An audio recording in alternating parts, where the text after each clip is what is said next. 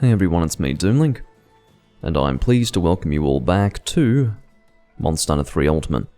It's been a while since I recorded this game. This is in fact the first time that I'm recording 3 Ultimate since I moved, so it has been like 2 months since I last played this game at least. It's nice to be playing it.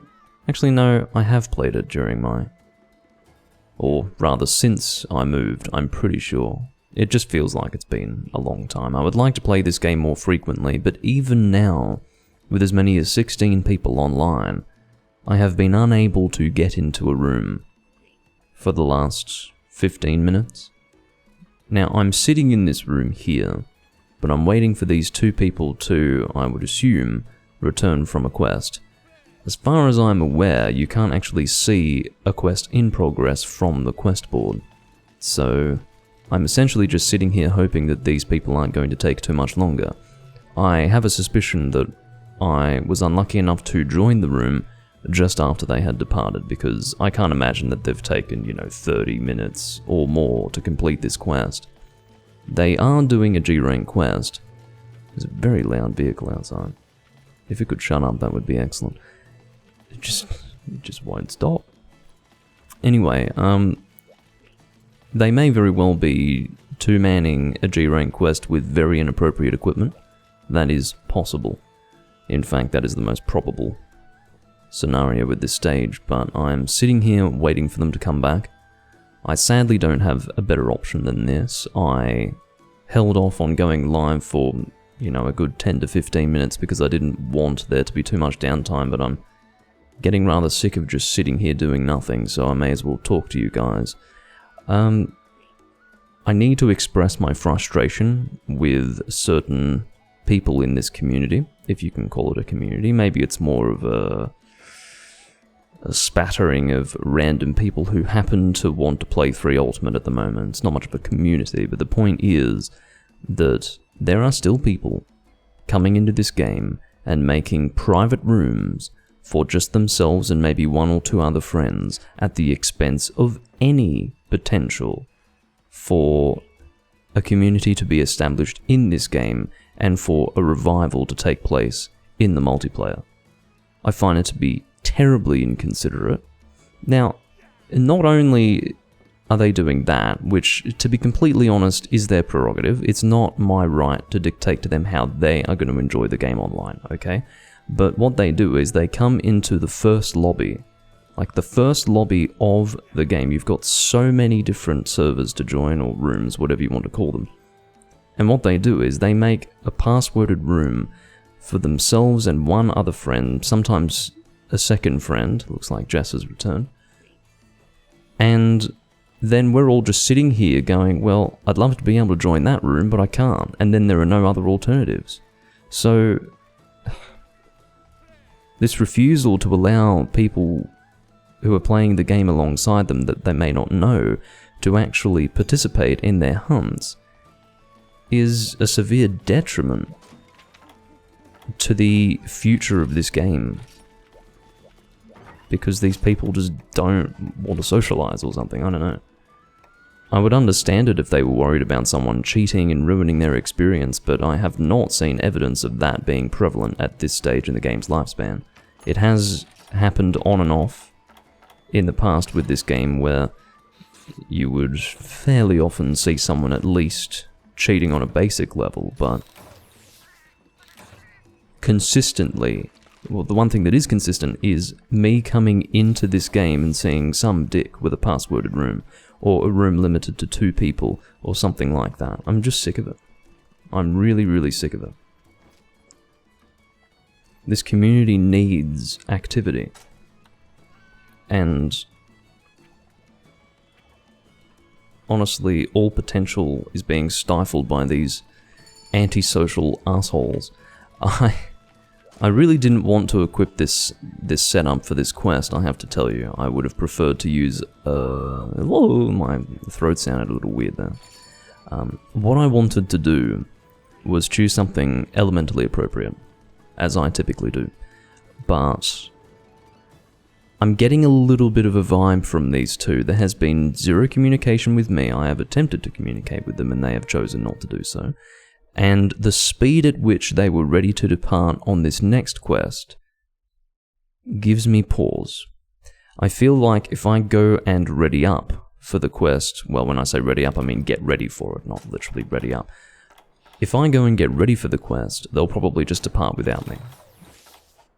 If I am ever given cause to believe that that might happen, it usually means that it probably would happen.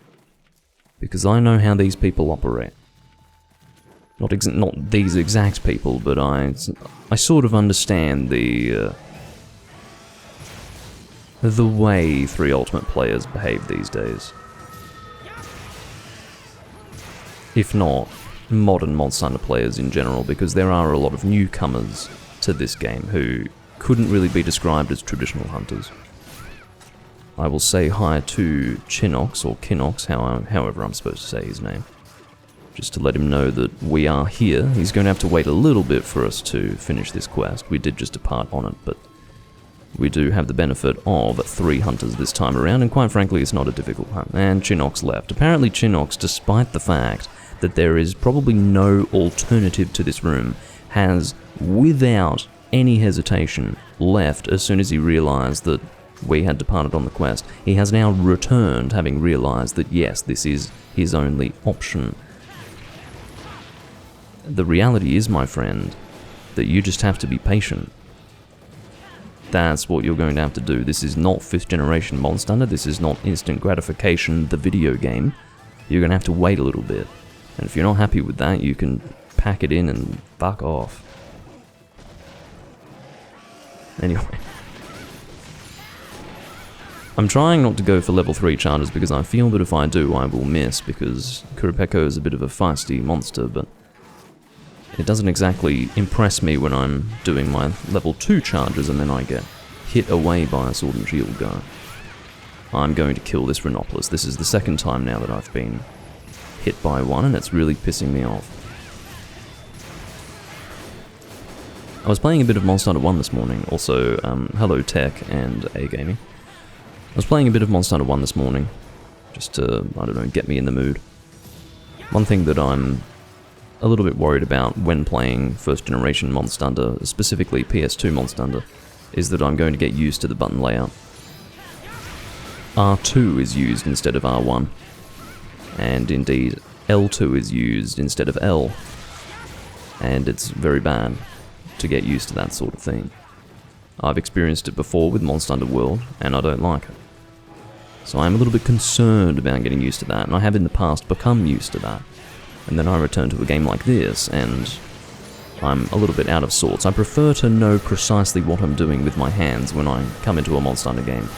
That really should be how things are. I have never actually been hit away from a monster quite as frequently by a sword and shield as what's happening here with this person. It's getting a little bit ridiculous. Even though, well, perhaps it would be unfair to say that I'm the damage dealer. Jess is using slime. Oh, hello. Jess is using slime, so it does have to be said that slime is overpowered in this game, so I will keep myself sharpened up, because raw damage really is my only saving grace here. Of which I have a lot. I have a lot of raw damage, so even though I'm not using an elementally appropriate weapon, this would be just as fine a choice if I were using this weapon with only raw damage. I suppose all that would mean is that I could be using a better armor set, because of course this set is designed specifically to be used with awakened weapons, and it does have some, well, what's the word, handicaps involved as a result of that. Well, there are demerits involved, given that I had to get awakened as well as other skills.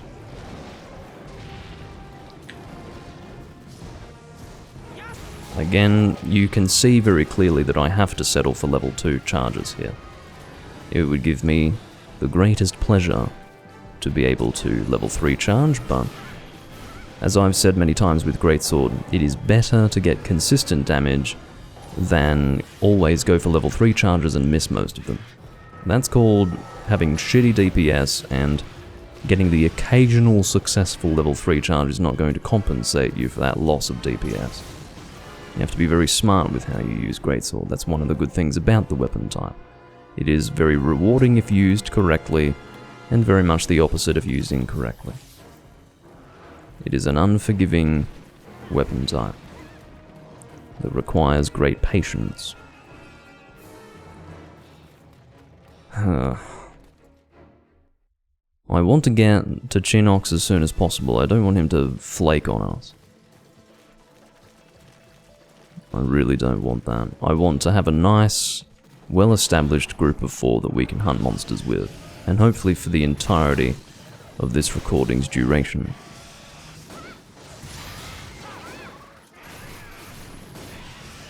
I'd like to kill Kurapeko in this area, or even capture him, depending on what I'm feeling like. Although I don't think I'll be placing a trap. I will actually lower the volume of my speakers after this hunt, because, as always, they are too loud. I don't know what is wrong with me. Stop it. I can't even go for level 2 charges half the time with you.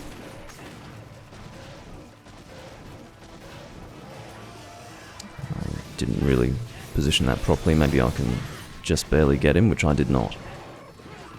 Bloody wind press. I'm glad that the wind press didn't hit me at any time. It almost looked as if I had some sort of wind resistance, but I don't. I wonder if this monster would be dead if I were using something elementally appropriate. Well, my guess is possibly. But raw damage really does mean a lot, and this greatsword has a lot of raw damage. It's not the best raw damage greatsword in the game, but it's a very good one. I have seen a lot of people use this without Awaken. My current damage value is 1497. I'm pretty sure I can get almost 100 inflated raw more if I were to use the Serra Symmetry, keeping in mind that that does also have purple sharpness, which is very much a factor when it comes to high raw damage in this game. In any game. Because purple sharpness is very good. Oh, damn. I'm going to type out good hunt. These two are not the most communicative, if I could speak. But whatever. I don't really communicate in Generations Ultimate either. But there's a reason. It's because they're not worth communicating with. As well as that, I can't use my wireless keyboard on the Nintendo Switch, because apparently the Nintendo Switch has less functionality than the console which preceded it. Which makes a whole lot of fucking sense. Now someone's going to respond to that by saying, how could you fucking say that, Doomlink? You're comparing the Nintendo Switch to the Wii U in terms of functionality. Of course the Switch is more functional. Yeah, as a portable console. Well, that was my second, or at least my second Gold Crown Small, but that one was not as small as the previous crown that I received. Alright, well, Chinox no longer has to wait, which pleases him greatly, I'm sure. I have to be very careful again. I don't want to waste time getting ready for a quest slowly. I need to be quick about it because they are being fucking quick. Look at this. Chinox needs to be aware of the fact that these two are antsy as well. What weapon would I like? I'll probably bring a poison weapon for this next quest, and I'll go dual blades. How about I use the Lucent Naga Cougar? Not that set. How about I use the Lucent Naga Cougar dual blades? Sounds like a plan. Alternatively, I could have used Status as an armor set, but let me rephrase that. I could have used... No, actually, I will do that, because unless this also has Sharpness +1. Damn it. Do I have an armor set that doesn't have Sharpness +1 because it's a redundant skill in conjunction with these dual blades? I'll rephrase that to say a set that doesn't have Sharpness +1 that's worth using. I possibly did it one time, but that's not really looking like the case anymore, I suppose I'll just use this if I could not negatively impact my progress in getting ready for this quest by re-equipping a set that I already had, thus unequipping the weapons that I wanted to use. But hopefully I haven't taken too long.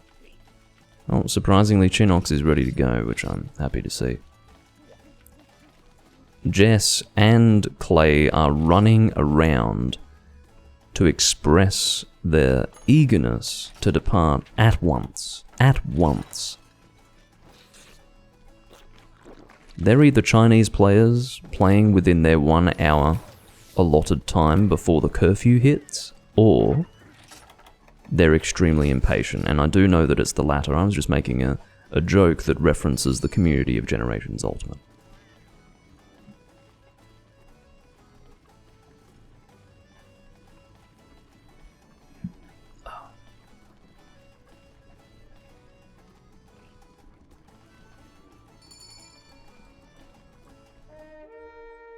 And off we go. Chinox is using a switch axe that I would never use, not even for personal entertainment, you know, just to use a weapon that I don't normally touch. I genuinely don't like that switch axe. I think it's bad. Maybe if it were a weapon type that I enjoyed more. Oh, that's right, I'm supposed to reduce the volume of my speakers, but I forgot to do that. Whatever. I don't think the audio bleed would be too bad anyway.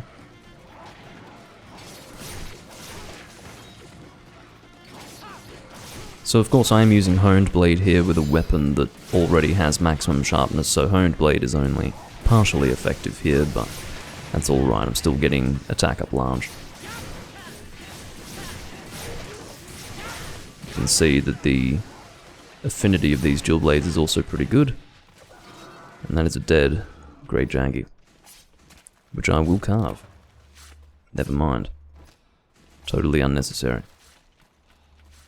Seems that Clay is engaging Volvidon in the area to the west of our current position.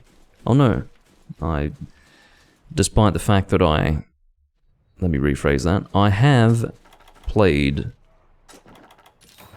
Monster Hunter games that include this map for probably 3,500 to 4,000 hours, and I still don't know my way around. So that's pretty ridiculous. Clay is regrettably taking a great deal of time to return to the Grey Jaggy, only to find that he doesn't give any materials when carved, so that is regrettable. Probably should have gone towards the head, although I don't want to be upswung by Mr. Chinox. He's doing the infinite axe chop, which represents his personal skill with switch axe, or lack thereof. Stop with the infinite axe chop, man. I suppose one of the worst things about the infinite axe chop is that it does require the performing of the upswing action to begin said axe chop. And that's without just being a bad attack in general. Hey Koroku, good to see you as well. I'm just glad to be back in 3 Ultimate, to be completely honest. Most of the people that I hunt with in 3 Ultimate, surprisingly, are considerably worse and considerably less capable than Generations Ultimate players, which is very difficult to understand, but it is the truth. So I think there will be a lot of frustration to contend with as I play 3 Ultimate, but again, I do enjoy playing it on its own, so hopefully the community interaction doesn't spoil it too much for me. These guys are running around looking for the next monsters, seriously. They're not going to have 4 monsters spawning at the same time. I'm going to Psycho Serum and illustrate my point in so doing. So they have just spawned. I have to head over here.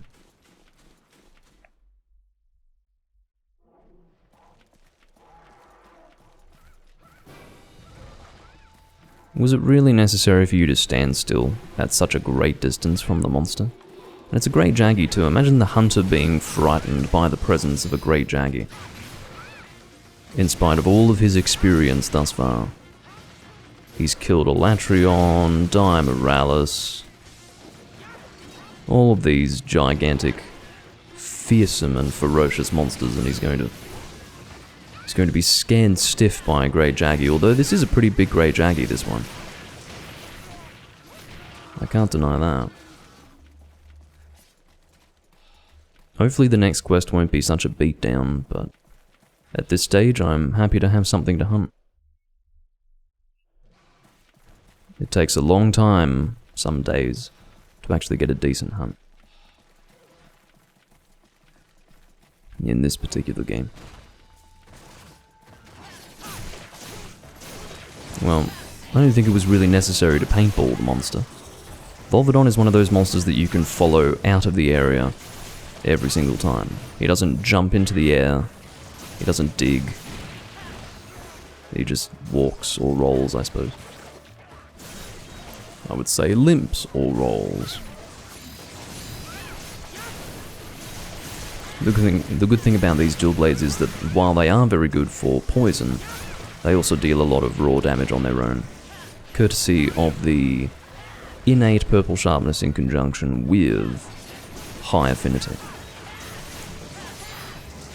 The poison just adds to its overall DPS, which is very nice. Thank you for not doing the blast, Chinox. Although I would hazard the guess that it didn't have anything to do with your courtesy towards me, but rather everything to do with the fact that you don't know how to use a switch axe. But I could always be wrong. I will not, however, give him the benefit of the doubt.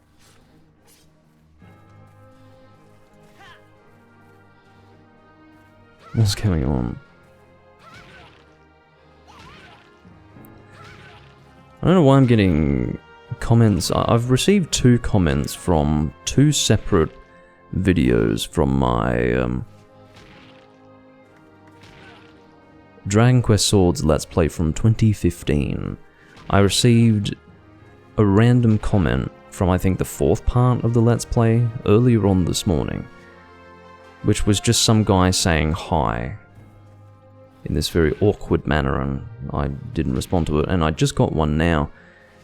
It's from the first part of the recording, and it says, "This guy keeps talking over cutscenes and it's so annoying." Well, don't watch a fucking Let's Play, man. That's just what Let's Plays are. I'm not gonna...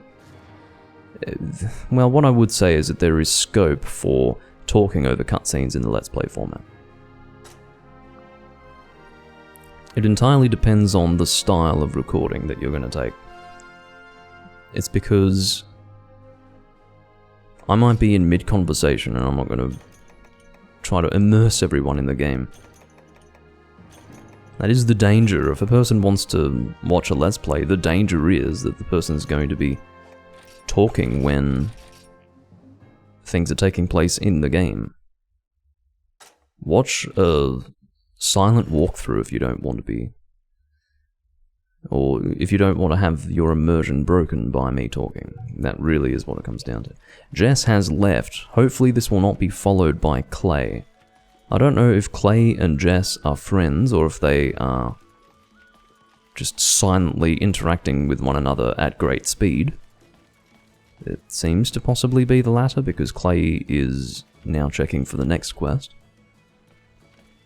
I really don't mind if Jess is gone for good. I just don't want Clay to follow. Because I can tell you now, Clay will just close the damn room and then Chinox and I will have to reconnect.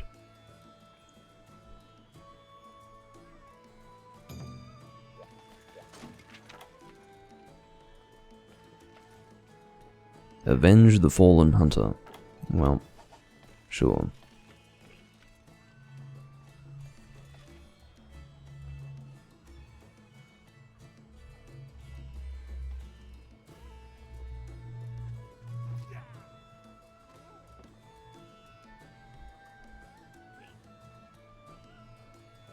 I'm just responding to this, this comment.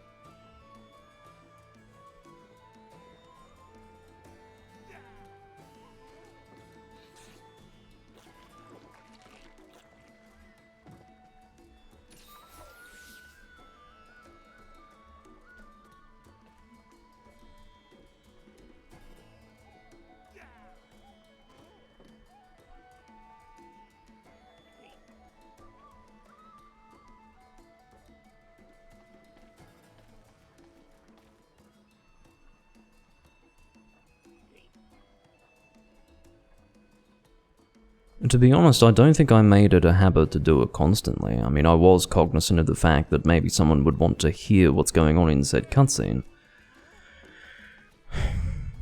The thing is, I mean, this is a Let's Play from 2015. I'd have to go back and watch to see what I was doing, but, you know, I was aware that I was doing that. It wasn't just something done carelessly. I think I had evaluated whether or not it was the right thing to do, and I decided that it was, at whatever given time. There was also the fact that I'd played the game so many times that I wasn't really willing to... Yeah, I'm not going to respond to his comment because I'm not going to sit here and justify that in detail for ages. I'm just not really interested. I will go and lower the volume of my speakers, but I will first and foremost equip something appropriate for this recording. Appropriate for this hunt, not appropriate for this recording. I'm not going to use one thing for the whole recording, although I'm sure that there are certain people who do that. Because you do see that there are a lot of hunters who don't use a large variety of weapons, so there in turn must be people who record Monster Hunter who are just using the same thing all the time. Which would not be all that entertaining to watch, to be honest. I will bring a lance because I don't remember the last time I used a lance against a Baroth. It's an unusual choice. I don't know why my hair is frustrating me so much today. I will bring the Soul Prominence. A very ugly but functional lance.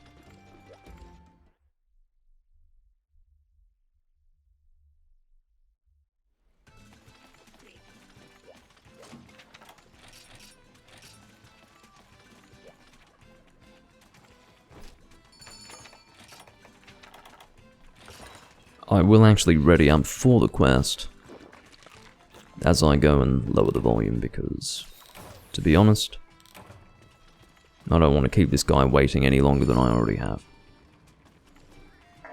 I will be back momentarily.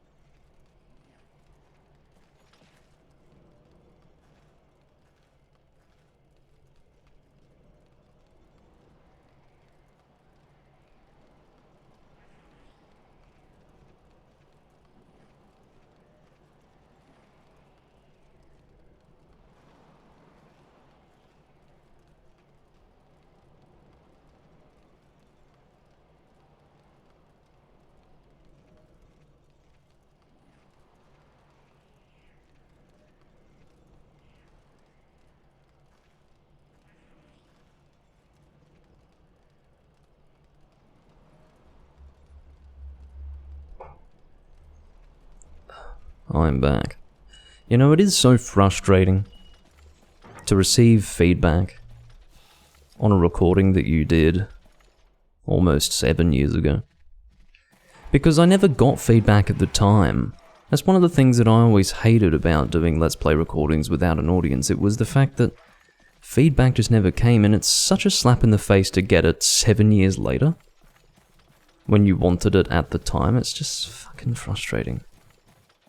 Because, you know, I could have had a meaningful conversation about it then and weighed up audience preference alongside my own preferences and done something about it. But there was no audience.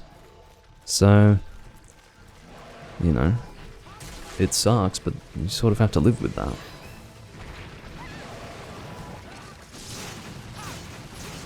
Anyway. I don't think I'm going to enjoy lancing Baroth all that much, but whatever. I really do hate these speakers. I also hate the fact that Monster Hunter is so much louder during the hunt versus outside of the hunt. It makes it really hard to work out an appropriate volume for the game. I'm going to stay away from those claws because I don't want to be flinched endlessly by Chinox. I suppose we can say that he is contributing by offering paralysis. I'm surprised that you didn't hit me out of that roar because... or hit me out of my guard, which would then, in turn, cause me to be flinched by the roar. It looked like that was going to happen, but it didn't. And I'm greatly appreciative of that turn of events. That was a very well-timed flash bomb. I can't really fault you on that one.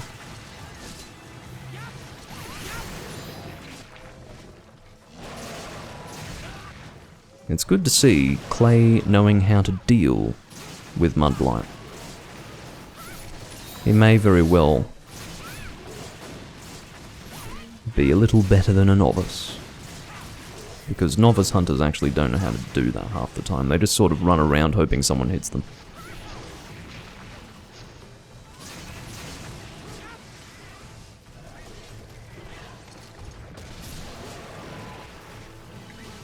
Fortunately, I didn't get hit by that mud that just dropped. Here we go. See, I don't want to get in there. You're not even willing to reposition yourself. That is how inept you are.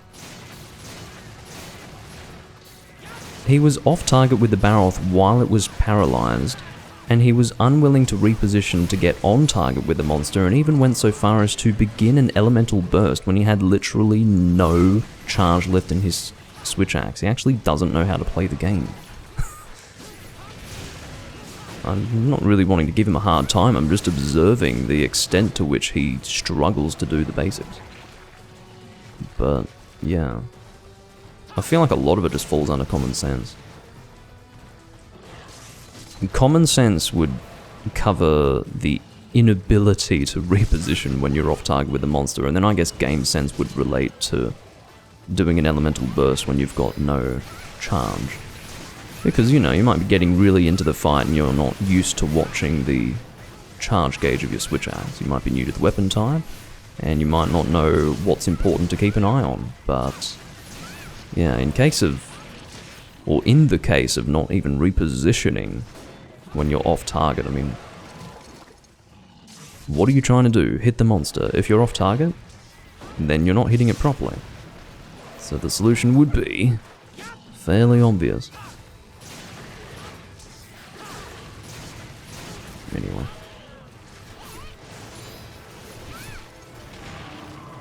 Thank you for that, Clay. That was very much appreciated. Actually, that may not have been Clay's fault. I was thinking that during my shield advance, Clay had actually hit me. But instead, I think in shield advancing, I took myself into red stamina, which prevented my gun from blocking the roar.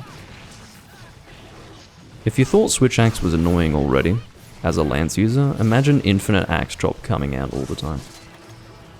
The problem with Infinite Axe Chop in that context is that it has greater reach, and a greater width of effectiveness around the character, which means that I'm going to be getting endlessly flinched. I mean, it hasn't really been too bad, but I have been hit a little bit. A Lance user always has to develop a tolerance for getting hit online by teammates. It comes with the territory, and you know what I'm getting sick of? This random Mudblight. Getting really sick of it. Why do you insist on positioning yourself right on me? Just absolutely no consideration for the fact that maybe I'm trying to hit the monster. Anyway.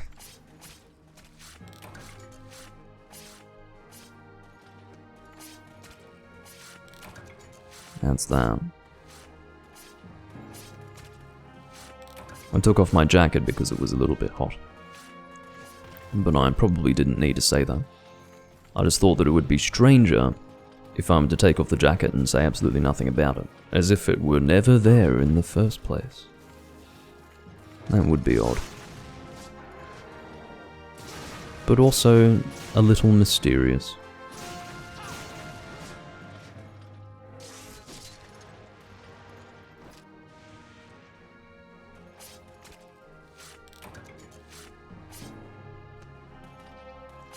I don't know why I'm carving Rhinopolis, but what else would I be doing in this time, really?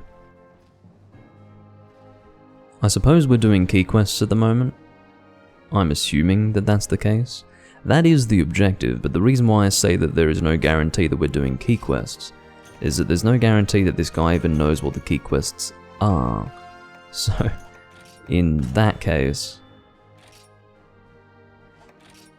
it is possible that we're just doing random quests that may or may not influence the progress towards the urgent quest.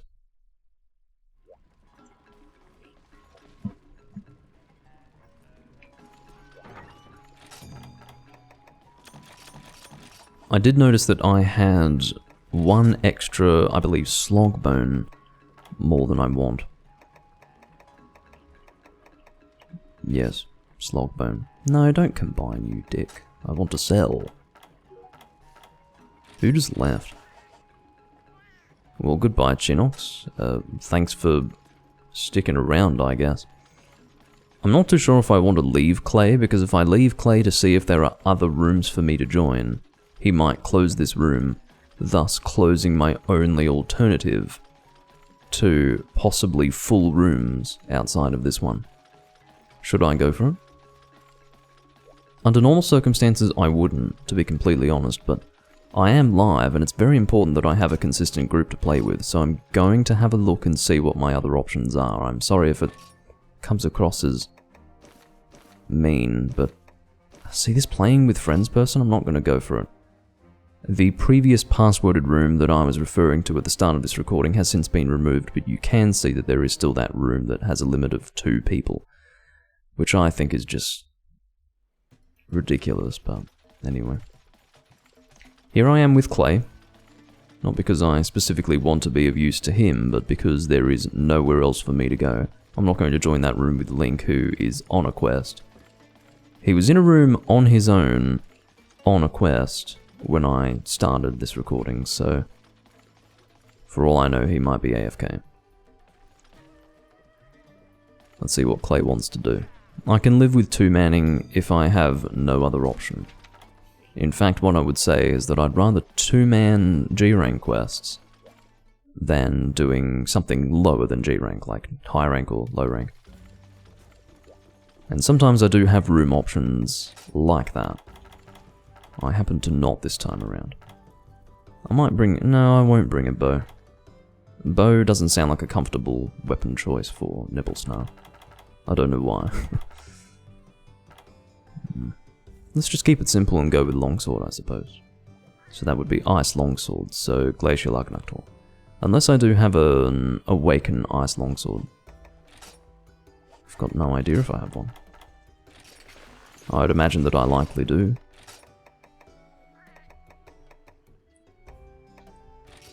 That's not that one. Here it is, Tribulation. That sounds, or looks, in fact, like an interesting choice. This is the Rust Duramboros longsword, as I understand it. I don't think it's just the standard Duramboros longsword. Don't remove the quest, I'm here! Asshole. Yeah, exactly. He was probably going to close the room. I know how you people operate. I know precisely how you people operate.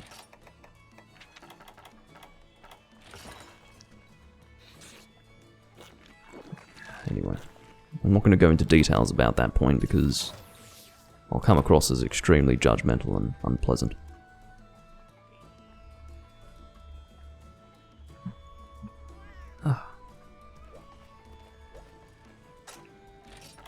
So yeah, it's not really worth waiting for another person, especially not with Clay, who will want to depart immediately.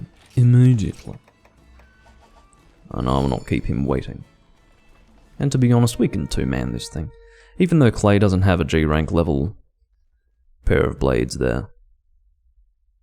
Slime is slime, and it'll carry him through much better than some other high-rank weapon would in G-rank. Alright. Because I spawned in the area with you, oh shit, it would have been worth waiting. Hi.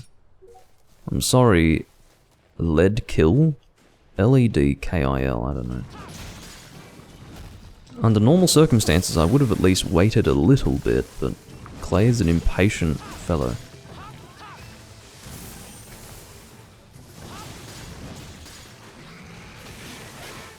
I feel far less incentivized to attack the head, knowing that only the tip of the nose is the weak point. For a considerable length of time I was under the impression that the entire head was a weak point, but it really isn't, so... yeah. As you can see, it's also dangerous to attack the head straight on for that reason. I'd say for more consistent damage you'd be better off aiming for the back and the gills and all of that. If those aren't gills, I guess they're not gills, they're some other... well, it's definitely a breathing apparatus, but... I don't know. It doesn't bother me especially.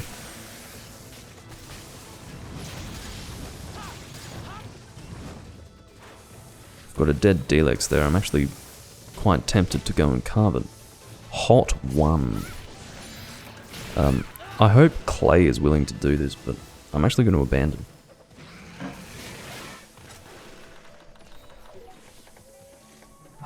Well, Leadkill just fucking left. Seriously, the unwillingness to wait when there are literally no other options is incredible. That person has just been in that lobby and seen what options there are, and yet he's still going to try his luck somewhere else. I had to go and leave and check, because I hadn't seen the lobby in like 20 minutes. This guy just came from there and he's still going to leave. Oh, so fucking frustrating. This is why it's so hard to get a decent group together. I've said this time and time again, but it shocks me that in so many years of online Monster Hunter, Capcom still haven't thought it appropriate to give people in rooms the opportunity or ability to see what other rooms are available. You actually have to leave the room to see what other options there are, and sometimes that's very inconvenient.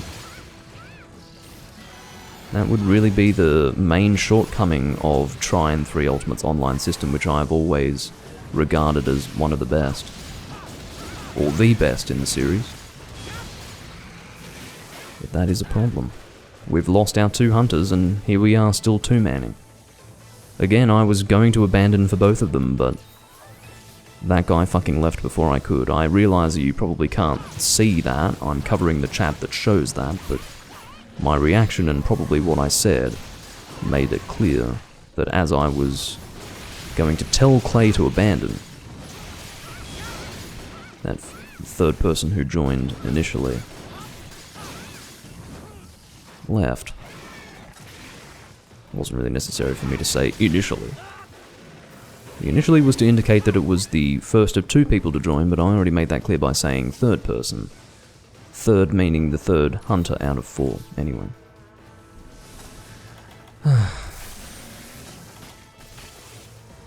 Doesn't matter especially.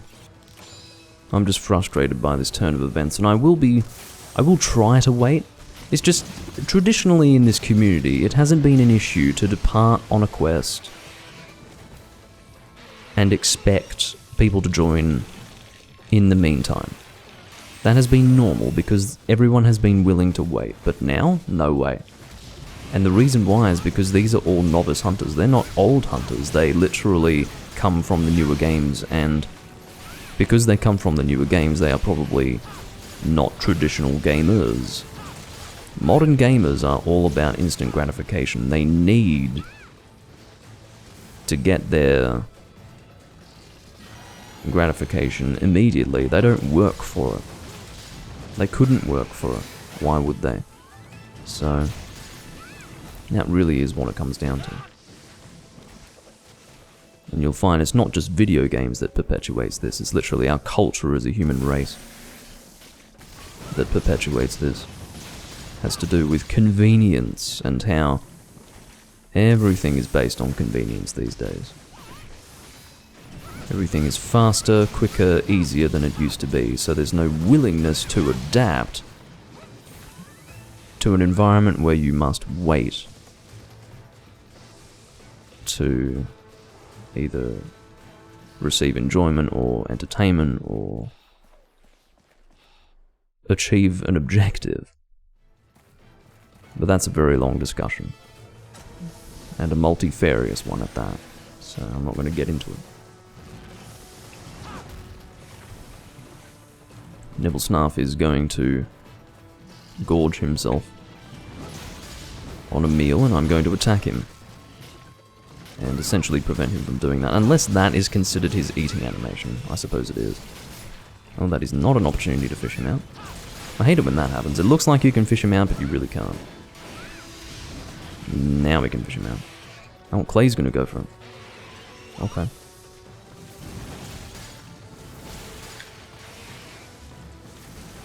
I don't know if I should be aiming for the nose or not. Is that something that I can hit consistently? I suppose it is, yeah. Consistently enough.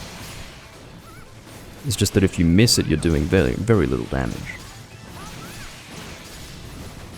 And believe me, I have a lot of footage of me not doing much damage to a Nibblesnarf. Just attacking random parts of the head thinking that I'm doing good damage. That's what happens when you form an impression on something and then you never actually confirm that to be truth. I just always assumed that the whole head was a weak point. Anyway. It's never too late to learn.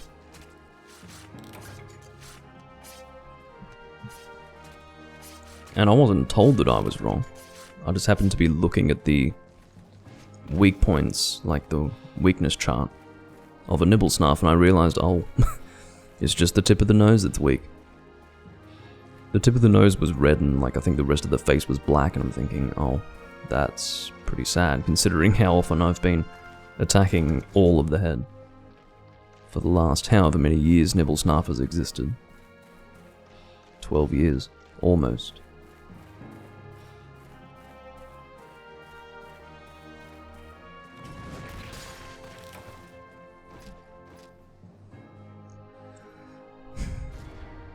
I don't know what our chances are for getting more people. At this stage, it would make sense for me to make my own room. And I do have a temptation to do that. I think, look, the only way that I'm going to be able to convince myself that making my own room is worthwhile is if I can furthermore convince myself that there is a decent flow of people. Like if there is traffic, and there's a good chance that people are going to want to join a room, see my room, and then join it, then it's worthwhile. Otherwise, I'm going to be live, and I will be sitting here doing nothing for ages, and I don't want that. You do sort of need to invest at least 5 minutes into having people join your room, but God, I don't want to spend 10 minutes doing nothing while I'm live. This is one of the problems that you have to deal with when live. It is the fact that you need to provide constant activity. I can't just be sitting here doing nothing the whole damn time. Is there traffic? Well, Hot One made his own fucking room because he was like, well, I'm not waiting, so I'm going to make my own room. Well, fine. It's better to do this than make my own room because I know that one of the people that I was hoping might end up in my room has already made his own room. So I'll just join him, and hopefully that'll be enough. Hopefully we'll get other people in as well. The stupid thing is that I have to do this because he didn't want to wait. He had obviously convinced himself that there was so much fucking traffic that it was worthwhile for him to make his own room rather than just wait for us to return from the quest. He only had to wait for 7 minutes, I guess. It's very annoying.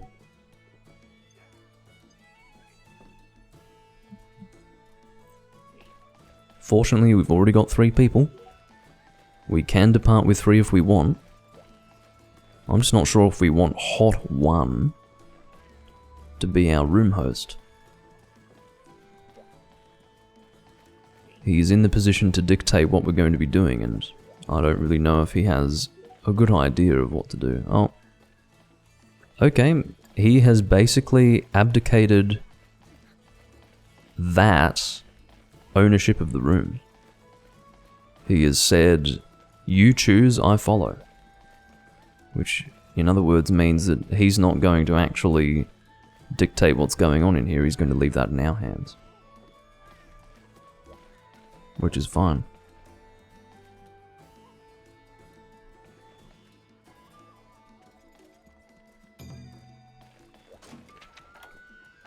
duty's call.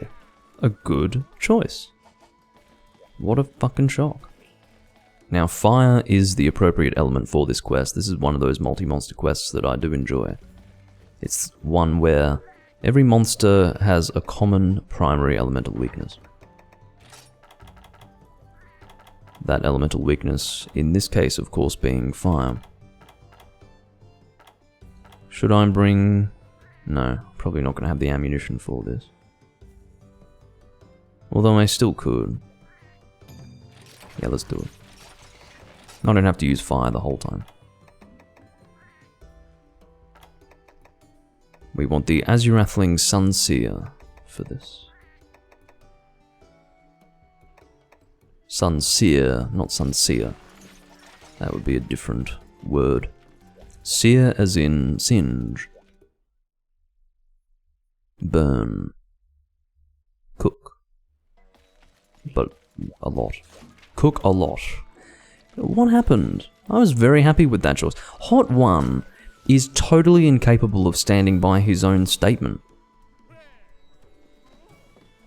What the fuck happened to you choose, follow you? I mean, I realize that's very basic English, but I understand the thrust of his point.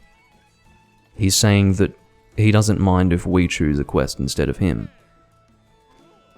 IBP IMIN chose a quest, okay? And then he proceeded to say, I'll change weapons. He removed his quest to change weapons, and now this dick. This is a dysfunctional room. Let me just... Hold on. No, I'm not putting up with this shit. I got ready for a different quest.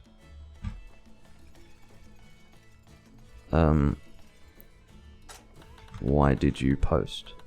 Is it even worthwhile having a conversation with this guy?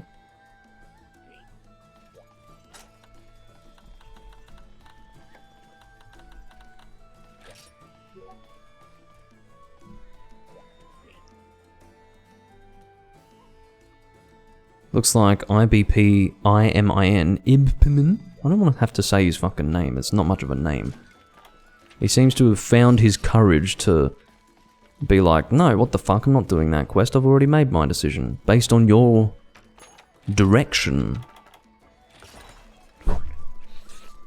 Dysfunctional. But look, it's okay because I'm pretty sure that it was caused by a language barrier. Ibpimin, I'll just call him Pimin, I don't know. It's a ridiculous name. He has expressed his thanks to me for saying what I said. Well, you're quite welcome.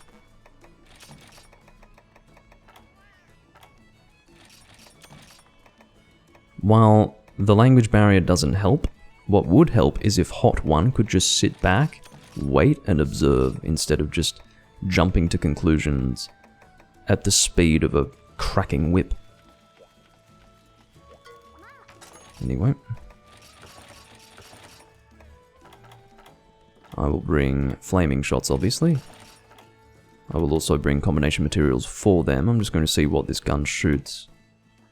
I've got normal level 2 on hand, that will be appropriate. Pierce level 2 will also be appropriate, and I will use that when needed. And it is a matter of when. While I do have rapid fire flaming shots, we are still hunting 3 monsters, so I don't think I'll be using flaming for the entire time. I mention rapid fire flaming because you get a whole lot more mileage out of 60 shots when you're rapid firing them, obviously. So... Have I forgotten anything? I need to check because I'm not gunning these days all that often.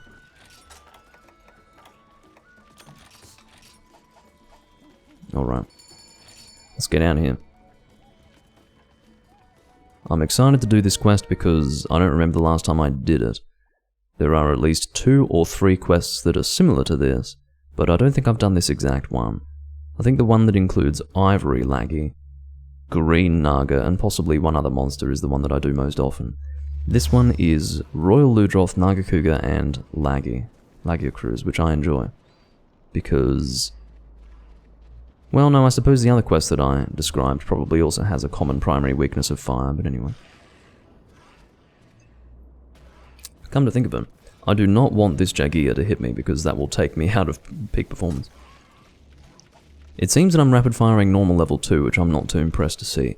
I've explained this before, but with normal shots in general, you really don't want rapid fire with that. It is actually entirely unconducive to dealing good damage, because what is most important with normal shots is accuracy. That is the X factor when it comes to dealing good damage with normal shots. Now what happens when you're rapid firing is that your accuracy goes way down. Your damage with a rapid fire shot is divided across those 3 shots. It's not like the damage of a full shot multiplied by 3, that's not how it works. If you're going to be rapid firing normal shots, you need to get all 3 of them on target. Otherwise you are doing, I believe, less damage than a single normal shot. So you will, of course, be doing more if you get all 3. You get that reward if you can manage to get all 3 on target by effectively dealing more damage, but it's hard to do that. I can only do it here because, and you'll notice that even though he was standing still, he did move. You know what, I think we're going to be doing so much damage here that I may as well just use flaming shots. Let's do it. Whoops. With flaming shots I can live with the rapid fire, but normal shots I just really want to be perfectly on target at all times.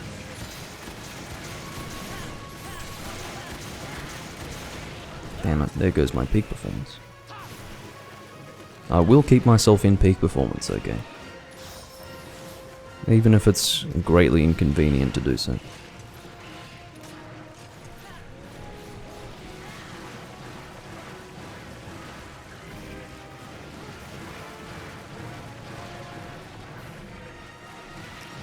I have to wait for him because I have rapid fire, and I need him to be somewhat stationary to be able to get them out. There's an example of that. And he's limping. I'll finish off with Pierce.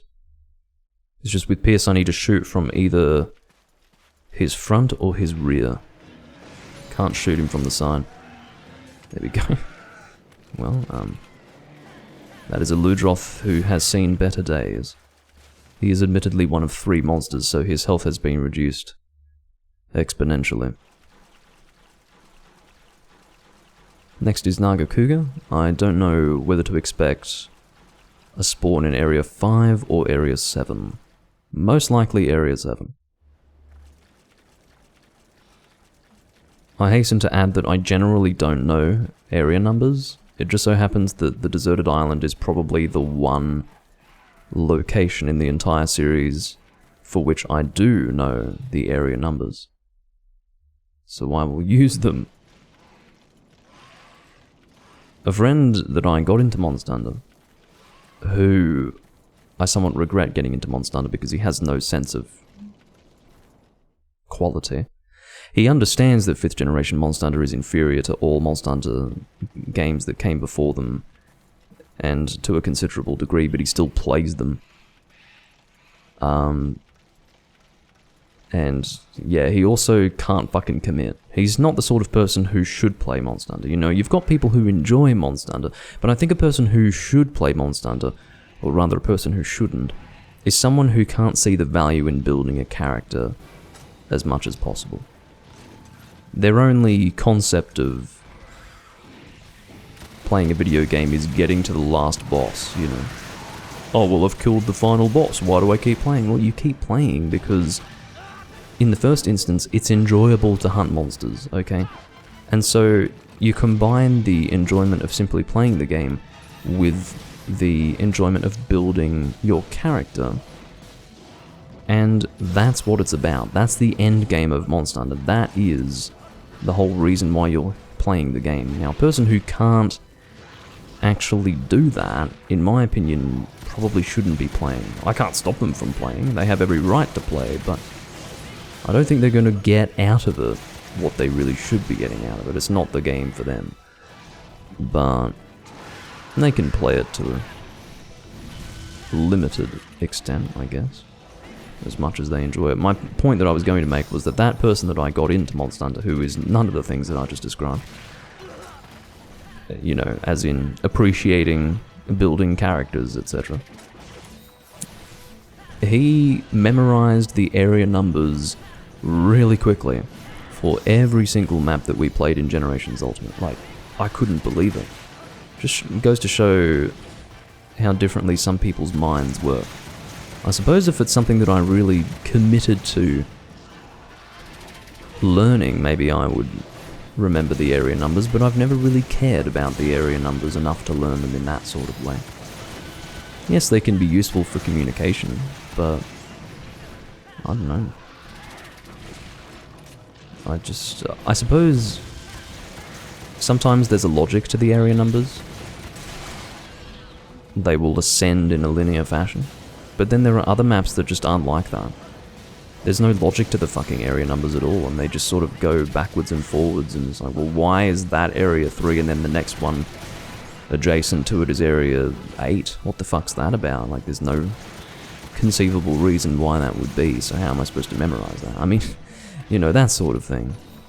But it doesn't matter too much. The point is, people's minds work a little differently. I'm sick of retaining peak performance, but I'm going to keep doing it. It's like a drug. My drug is peak performance.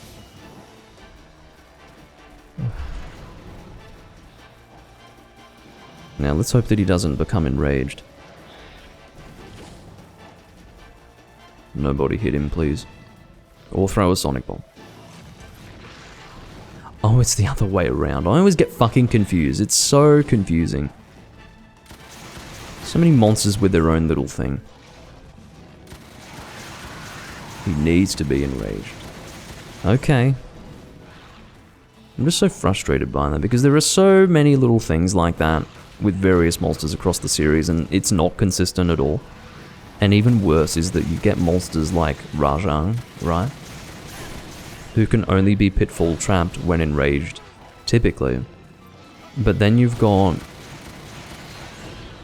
quests like Child of Destruction in Freedom Unite, which is Furious Rajang, Gold Rajang as he was known then. And they swap it around. He can only be trapped when non-enraged.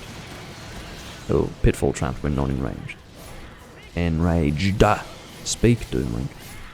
So then, you know, you have to flip that around in your head and it just gets so confusing. Fucking hell. I mean, I don't complain about it. I think it's fine. I think it's good that monsters have those sorts of dynamics, but when you play so many different games, sometimes those little details slip you by over a period of time. You'll memorize it for a number of months, maybe even a number of years, and then it'll just slip away and you're just not sure anymore, and yeah, it does weigh on you a little bit after a while, all those little details.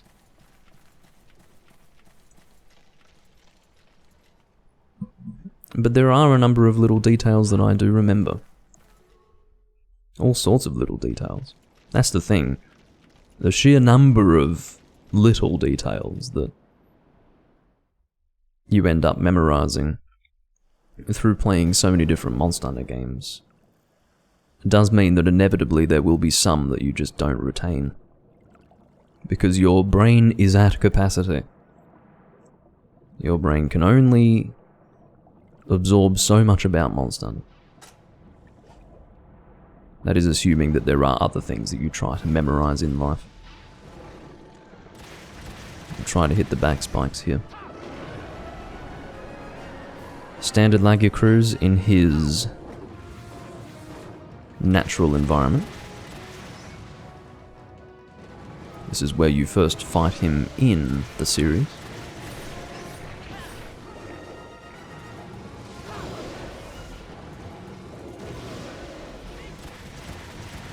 A little bit off target there. I am now under the effects of current. Well, no, I'm not under the effects of current. It's because of the current that I'm under the effects of water blight. But, yeah. What I find really interesting about underwater combat is all the little skills that are specific to underwater combat that, of course, are consequently unique to 3 Ultimate and Triumph. Things like current res, You don't have wind rares underwater, you have current rares. And that's in low and high form. One is a plus 10 skill, or a 10-point skill, and one is a 15-point skill. And then you've got things like Subshot, which I think was removed. Yeah, Subshot was removed. That's only in... No, it is in this game too. Subshot is, you know, a shot that specifically is designed for underwater combat. That nobody uses. Then you've got harpoons for use underwater. I just love it. It's not the sort of thing that I would want in all of the games going forward. Oh, I hate that. The perspective sometimes with that attack is very confusing. It has more range than it looks like it should, or what I should say is that it looks like you're out of range, but you're not. So when I got hit by that attack there, I really didn't think I was in range, but I was. And that probably wouldn't be the first time that has happened to me. In fact, it certainly is not. You still caught me in that? You're being particularly unforgiving today, Maggie. And I'm not a fan. Of course, when you resolve to keep yourself in peak performance at all times, it really does hurt your healing provisions. You start to consume way too many of them. It's damn near profligate expenditure of healing wares. And then all of a sudden you'll find that rather than struggling to keep yourself in peak performance, you'll start struggling to even heal yourself because you'll be out of fucking healing wares. Stop. See, I was rolling in precisely the correct direction to avoid that hitbox, but his head still pulled me into the curvature of his neck, where the hitbox exists. I'm not going to bother with fucking peak performance anymore, it's not worth it. Well, you can see that at this stage I'd have to actually use a Mega Potion to get into peak performance. I'm not doing that. I'm doing enough damage as far as I'm concerned. I suppose I could be playing better. But in my defense, it's been a while since I last did underwater combat. When you're underwater, you do have to be very close to the monster to be able to get elemental shots to come through. You are so annoying. I hate that attack. But yeah, elemental shots are some of the shortest range shots that a hunter will shoot. And due to the nature of underwater combat, which reduces the range of shots, generally when it comes to effective range, but I suppose in the case of elemental shots, it will actually reduce their ability to apply the element that they would otherwise apply. So you do have to be pretty close.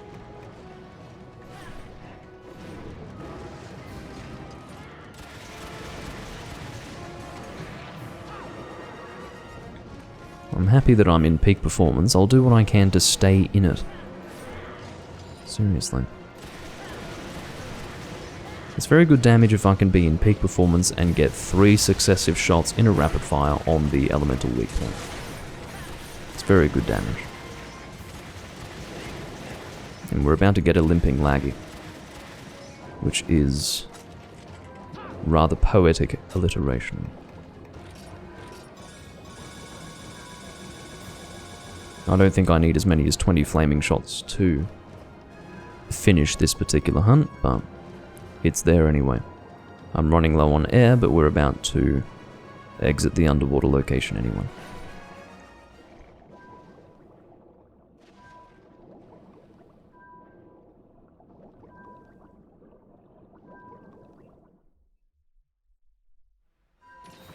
It is enjoyable to watch Laggy crews diving out of the water, so I do try to get ahead of Laggy and actually stand here to watch him dive out. It's very cinematic. I think he's going to die right there. Goodbye. Got a partial underwater shot of that death sequence. I probably should have let that play out. I'm going to do some carving because I'm actually in need of mega potions. May as well carve them, it saves me from having to withdraw from my supplies.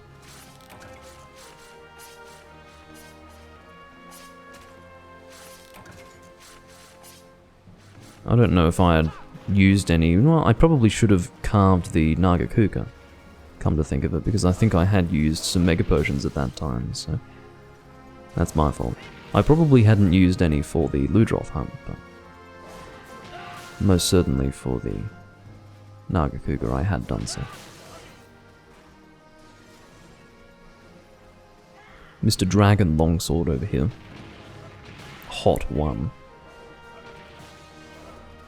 He's so hot. The blade is pulsating with heat. He's the #1 hot man of the room. Without a doubt.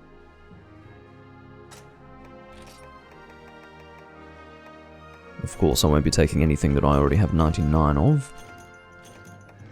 There is a premium upon box slots at this stage. Oh, I do need to remove 2 of these.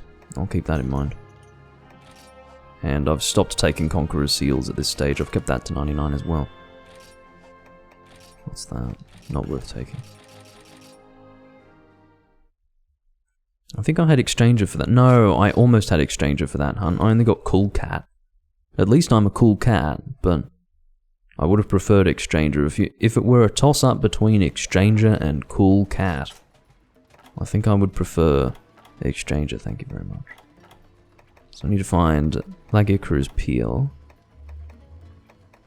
It should be here, yes. I'll sell those, that's another slot. Now I've got 6 slots. Awesome. And of course the number of slots that I have available will fluctuate in accordance with the equipping of different armor sets, because what happens is that your decorations will be added and removed from the box according to what has been equipped. So that's what causes that fluctuation. You guys on mic, asks Ib Pimin. Are we going to have another one of these situations where I'm going to, while live, chat to someone on the gamepad? Let's find out. I don't know if I can reach the gamepad from here. Ugh. No. I have to unplug it. Give me a sec.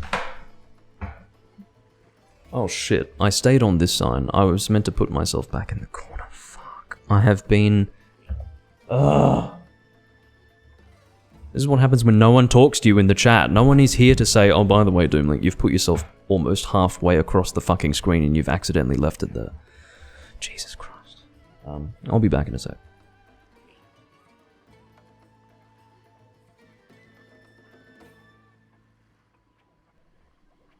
I just realized, guys, I'm really sorry. I have to tell you, and I'm going to show you evidence of this. You guys have been chatting to me, and I haven't been able to see it, and it's not my fault. Please adjust. See this? This is the chat that I've been monitoring. That's everything that I'm seeing. I'm sorry that it didn't update. I don't know what the fuck's happened with it, but... Yeah, I'm really sorry. I haven't been ignoring you guys. It's just, it has not been updating for me. And I don't consider that to be strange. I don't consider, you know, no one talking to me to be strange, okay? So, I didn't for one moment consider that there was a problem, but there was. And, yeah. I'm gonna read up the chat, okay? Just give me a sec.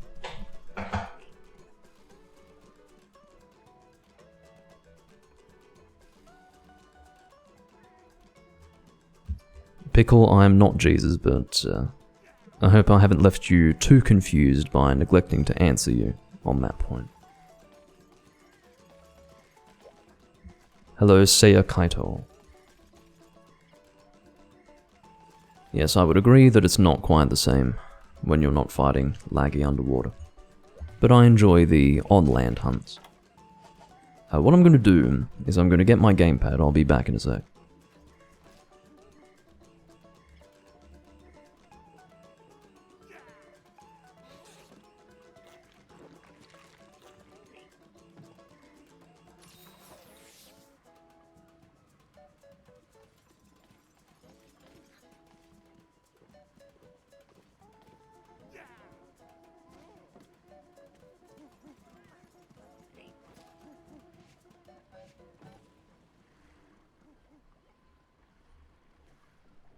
I'm back.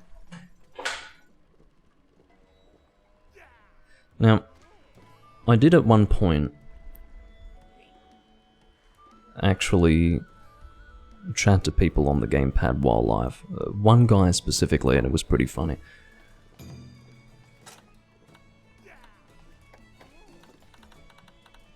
I'm on mic. Just have to ensure that...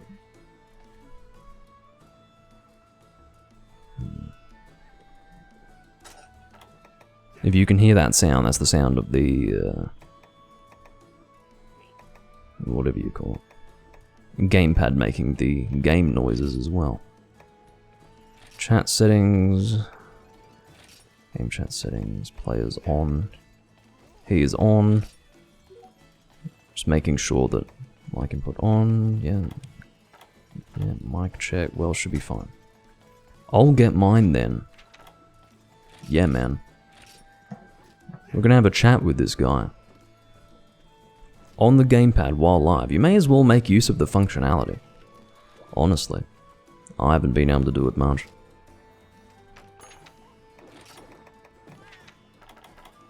It's pretty funny though.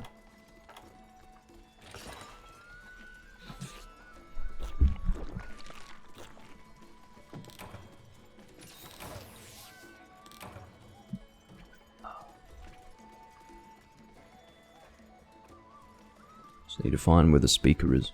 Here we go. It's towards the bottom. So who's the one who's wanting to chat? It is Ibpimin. Okay. Well, I guess I'll be chatting with him then. Very well. Yeah, the voice chat's actually alright in this game. It sounds really bad through the gamepad speakers, but if you plug in earphones, and I don't know if it has headset functionality, I don't know if you can use a headset. I think you can only use the microphone that's on the... sorry about that.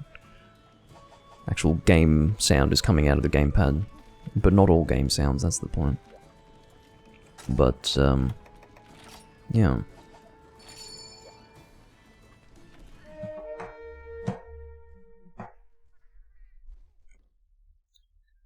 Ibpimin, are you there? Are you on mic? If you are, I cannot hear you.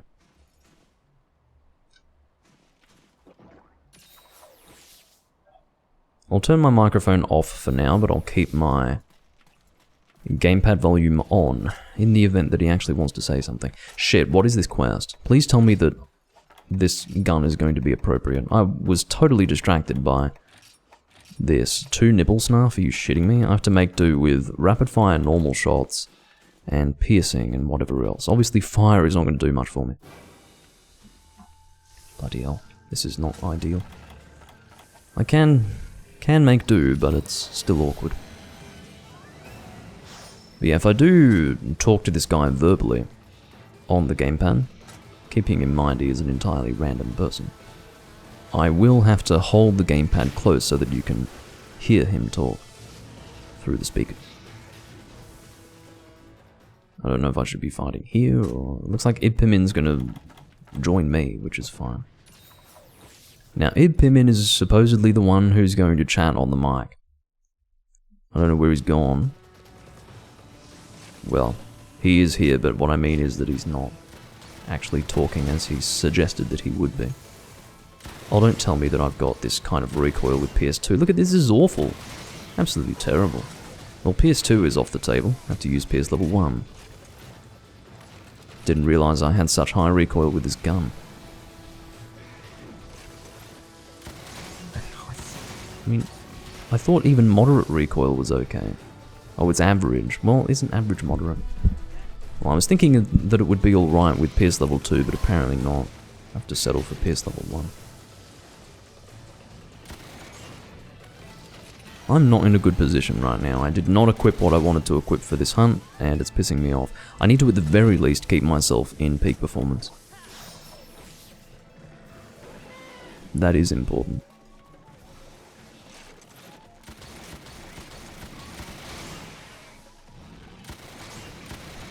Nope. You fucking stop that.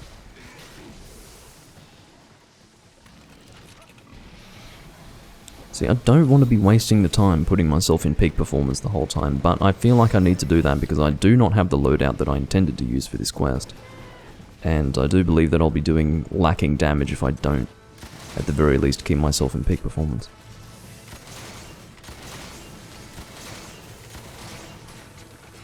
I can shoot Nibblesnarf from the side with greater certainty that I'll be dealing reasonable damage, because Pierce level 1 has less piercings. If I were shooting Pierce level 3 from the side, I would feel like I was squandering some of my damage, but this should be okay.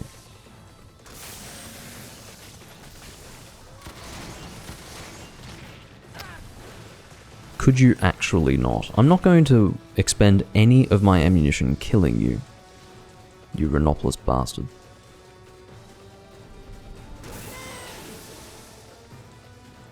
This is just an awful hunt. The hunt has only begun and I'm already thoroughly displeased with what's going on.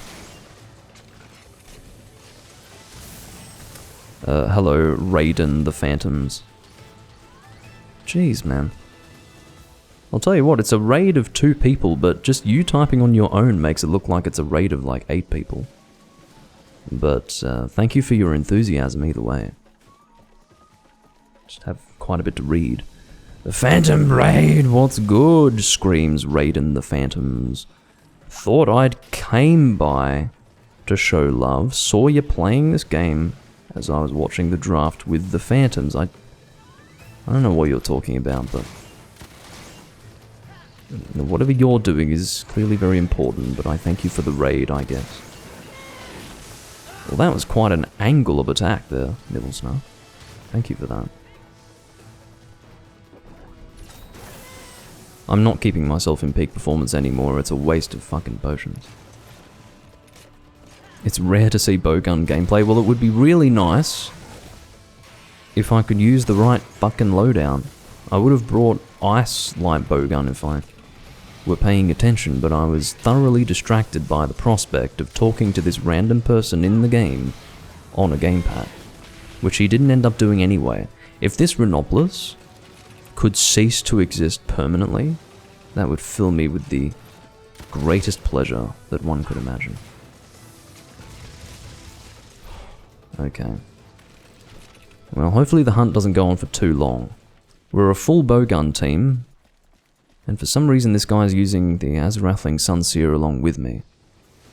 Which is not necessarily a bad choice, I just wish that I had, you know, chosen a different loadout if I was going to use this thing. The point is that this is not what I intended, and I'm just going to have to make do with what I've got.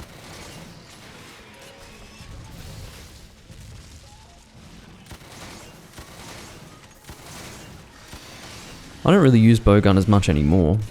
I used to be what you would call a bowgun main. I think my experience in playing the more recent games has spoiled that a little bit. Being a gunner used to be rather akin to being part of this exclusive club of people who are willing to go to the effort of using bowgun. But now it's become this weapon type that is tantamount to an abuse of the game's function.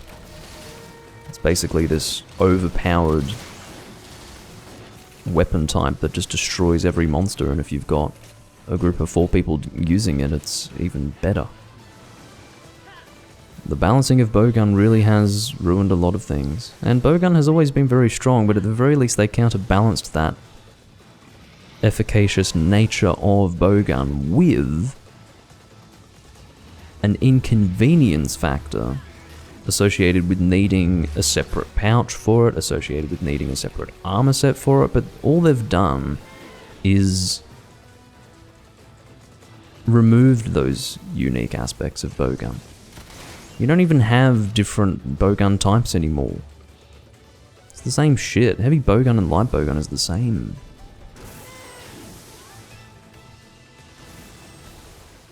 It's just it's a long story, but they ruined bowgun, okay? It probably hasn't helped my personal enjoyment with it. I just feel like I'm doing nothing right now. I wish I had Pierce up. I wish I had more than what I've got, but this is what I'm dealing with.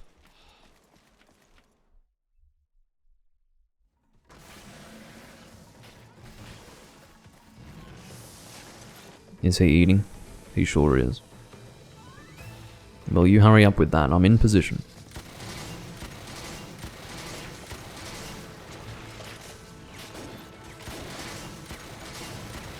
I'm not even sure what the shot zones of this monster are, but I'm assuming that the tip of the nose is still good.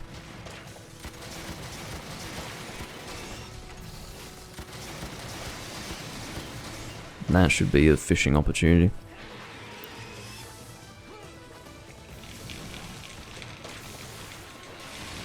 There we go.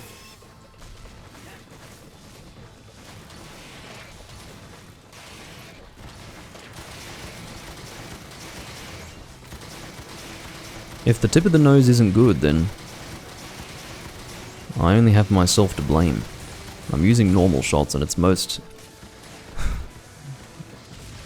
important for the weak point to be one's target when using normal shots.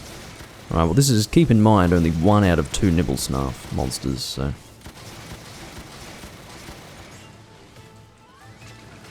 This hunt is like individually removing fingernails by, you know, gripping them with pliers and just yanking them out. That's what this feels like. It might not look like that. This might be thoroughly entertaining, I don't know, but...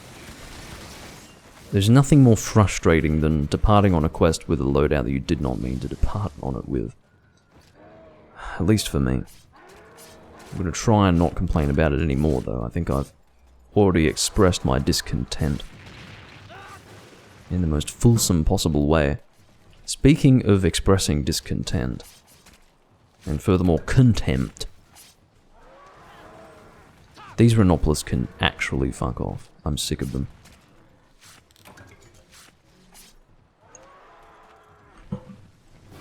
Seriously. There's Nibble Snarf number 2. I'll definitely have enough normal shots to do this, it's just... I don't feel like I'm doing anything in the way of damage.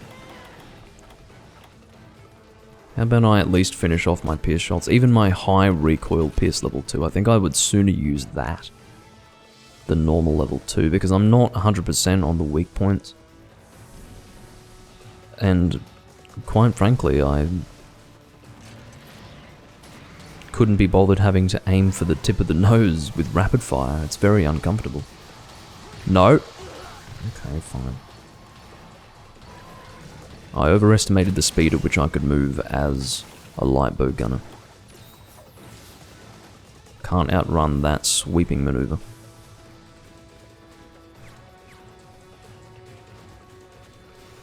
I've got this gamepad sitting on my lap, and I'm sick of it.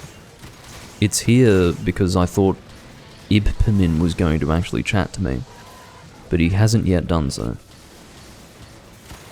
I'm going to try and talk to him at the end of this quest, and if he still doesn't want to chat, then I'm putting the gamepad away.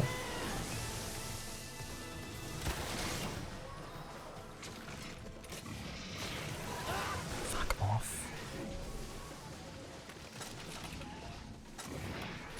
May as well get peak performance. I'll lose it briefly, but I'll be able to recover it once I have consumed a cool drink again. I'll get bombs on the go, that would help.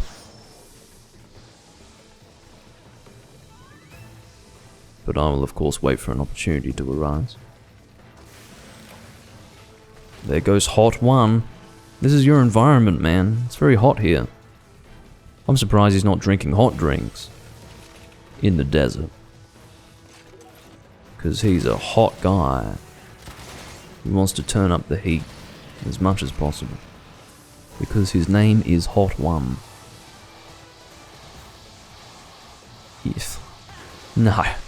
Are you fucking kidding me? I didn't have the stamina for that, okay? I didn't realize that even with that degree of preparedness, I still was not going to be able to get out of the way of that. That's ridiculous. I'm almost insulted. I feel so inept in this hunt.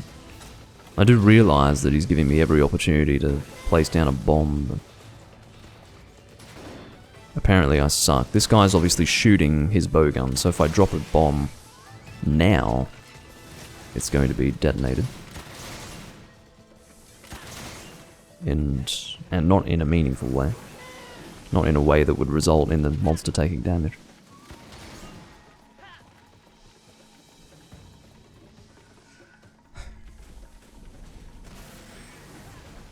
Do I have a favorite bowgun? No. Because every bowgun, or rather every style of playing bowgun will require a different bowgun to match that. Now, if I had a favorite style of bowgunning, and there were one bowgun that would be best for that, perhaps I could then say that that's my favorite bowgun. But I don't know. I've never really thought of bowguns in terms of which ones are my favorites and which ones aren't. So it's not really a question that I can answer substantively.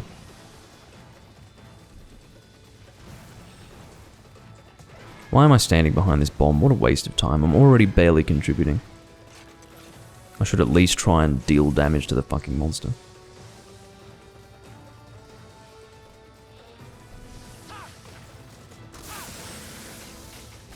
Let's detonate this bomb. Thank you. Apparently I can't do that because I can't get on target with the thing.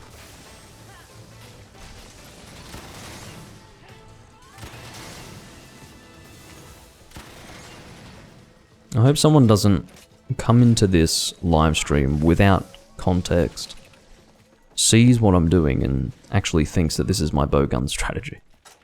It's not, okay? In fact, just because I'm so concerned about that, I'm going to equip normal level 2. And not just equip it, but load it and shoot it. That was really what I meant.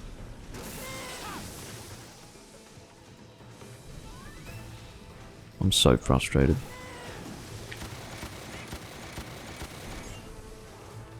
Seems that this shoots 4 normal level 2. Oh well, of course it does. I have bonus shot on this son.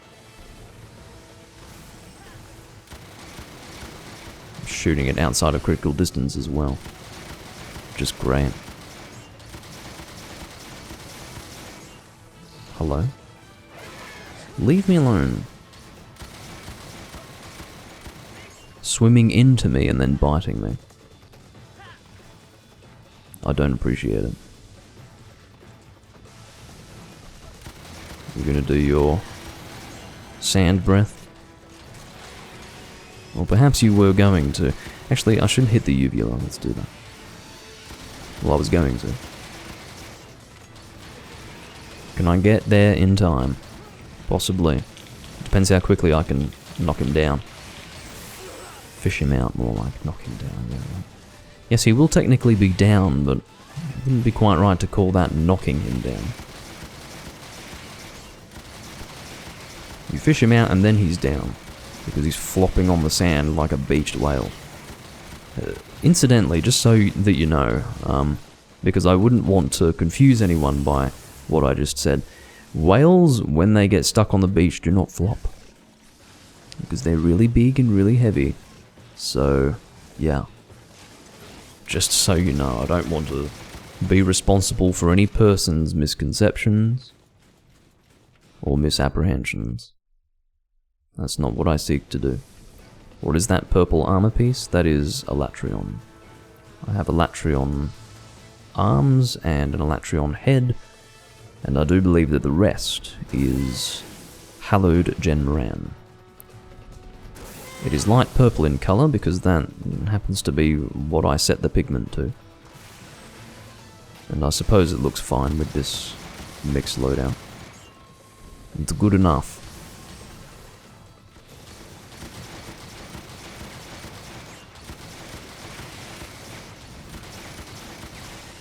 There we go. Well, we got through it in the end. I don't feel like I did all that much, but I mean, as far as 3 bowgunners taking 15 minutes to get this quest done, that's pretty sad, but again, I was not even remotely optimized, so it is what it is. I will take greater care next time when departing. I'll make sure that I've actually got what I want.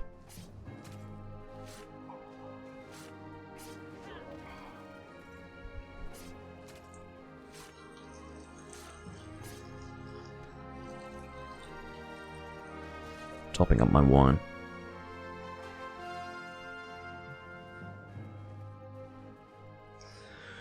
Okay.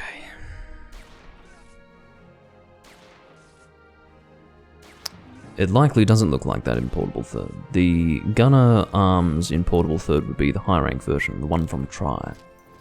The style does change from high rank to G rank when it comes to the Elatrion armor pieces, or for any armor piece of any monster.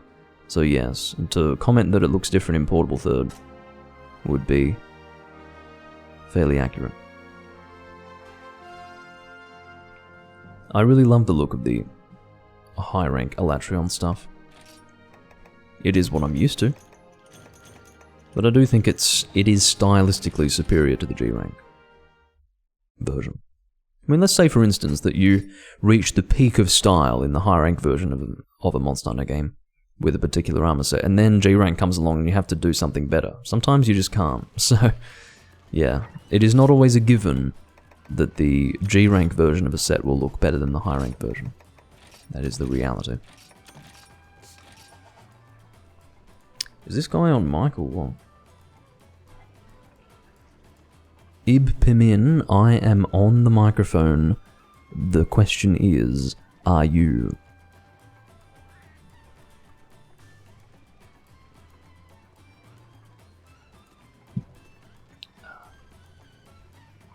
I'll ask him then.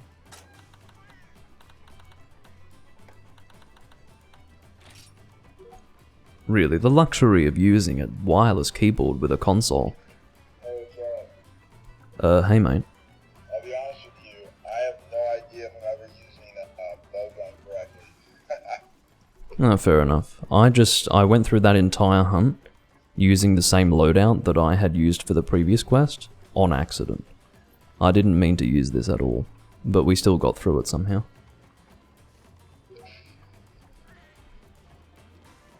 Can you hear me? Oh, he can't hear me. Okay.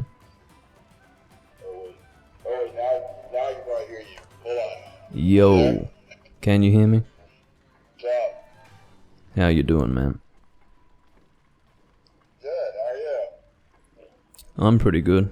I haven't chatted to anyone on this game in a long time. So I haven't played this for like, I think I played like a couple months ago. Before that, it'd been like a good like 2 years since like the beginning of COVID. Yeah. Are you always bow gunning? I do enjoy bow gunning, but I don't do it as much anymore.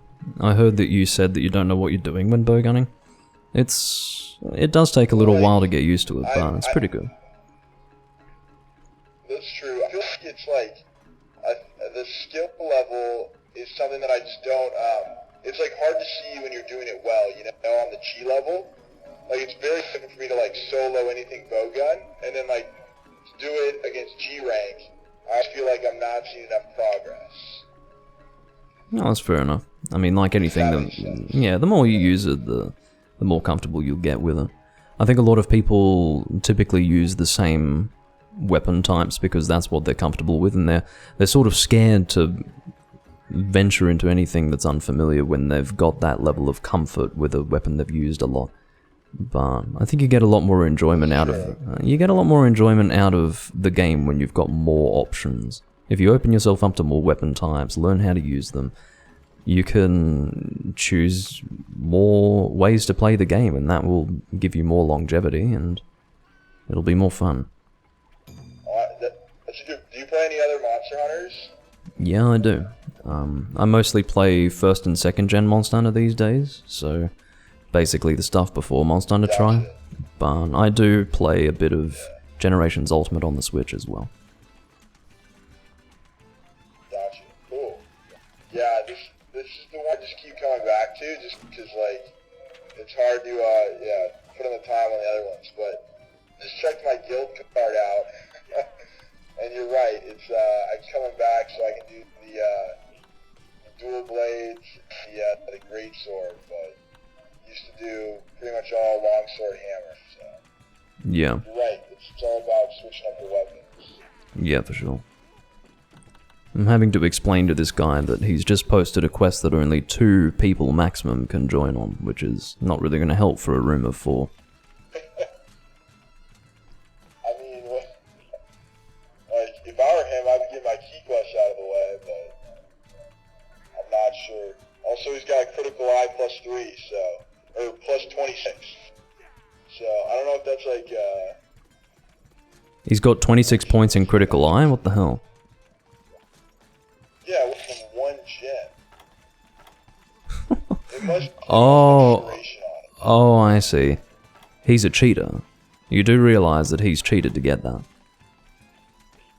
Well, that's what I think, that's what I'm getting, right? But why, what if it has a gem on it? What if like a plus, like 15 critical eye and has like a 3 on it? I don't know if that's a thing. It's possible, yeah, but it's not possible to get as many as 26 points on one talisman, whether you're factoring in triple slot and then putting a decoration in. It's just not possible. So, yeah, like, Yeah, let's just let's he's definitely cheating. I mean, it's not unusual to see people doing this in the online. So, what's really sad is that the guy isn't even creative enough to make a good armor set when cheating. I think that's really the saddest thing. So, yeah, I don't really know what to say to this guy. it's like, it's remarkable. Yeah, it is. Yeah, okay, so, the Kuduro's got critical eye +2 with a 10 on the talisman. I've never seen a 26. So yes, I agree with you. It's probably cheap. Yeah. This Kudura guy seems to be very confused. He doesn't know if we're going to depart on the quest or not. The reality is that we're not, because only 2 people can join up on it. Hot 1 is very confused. He seems to think that just because it's G rank, it's okay for us to do it, but I've said to him that only 2 people can join on it. Unless he's posted one that... Oh, and this one allows for 4 people. I didn't realize that he'd reposted one, so... And he's also lying. He said this is HR6, but it's actually HR3, so he's a liar anyway. And he's a cheater, so fuck this guy. Yeah, actually. Are we in his room now? Yeah, we are. Yeah, this is his room. Fuck. Alright. Let's see. Let's see too quick. Yeah. When do you use Pierce? I saw you're using Pierce shot on the Nibble Snarf. When do you use Pierce instead of the rapid fire normal? What do you mean? Like, when do I do that? Well, why were you using, like, cause, Oh, I see. Because this gun, you know, rapid fire normal, rapid fire flame. I'm just curious why you're using Pierce over the rapid fire. Oh, you mean rapid fire flame? Or do you mean rapid fire normal? Yeah, rapid fire normal. Well, because rapid fire normal, first of all, I'm not 100% certain what the weak points for Nibble Snarf with shot damage are. Like, I don't know what they are. It might be the tip of the nose, like it is for Blade Master and, well, I should say cutting and impact. The thing with Pierce is that the most damage that you're going to do with Pierce is by having the shot travel from one side of the monster to the other. The weak points of the monster don't matter as much. In the case of normal shot, you have to be really accurate. You have to actually be hitting the weak point consistently, and that's where your damage is with normal shots. Furthermore, when you're shooting rapid fire on a moving monster, your accuracy is going to be much lower. On top of that, the damage that you're dealing every time you shoot with normal, when it's rapid fire, is being divided across 3 shots.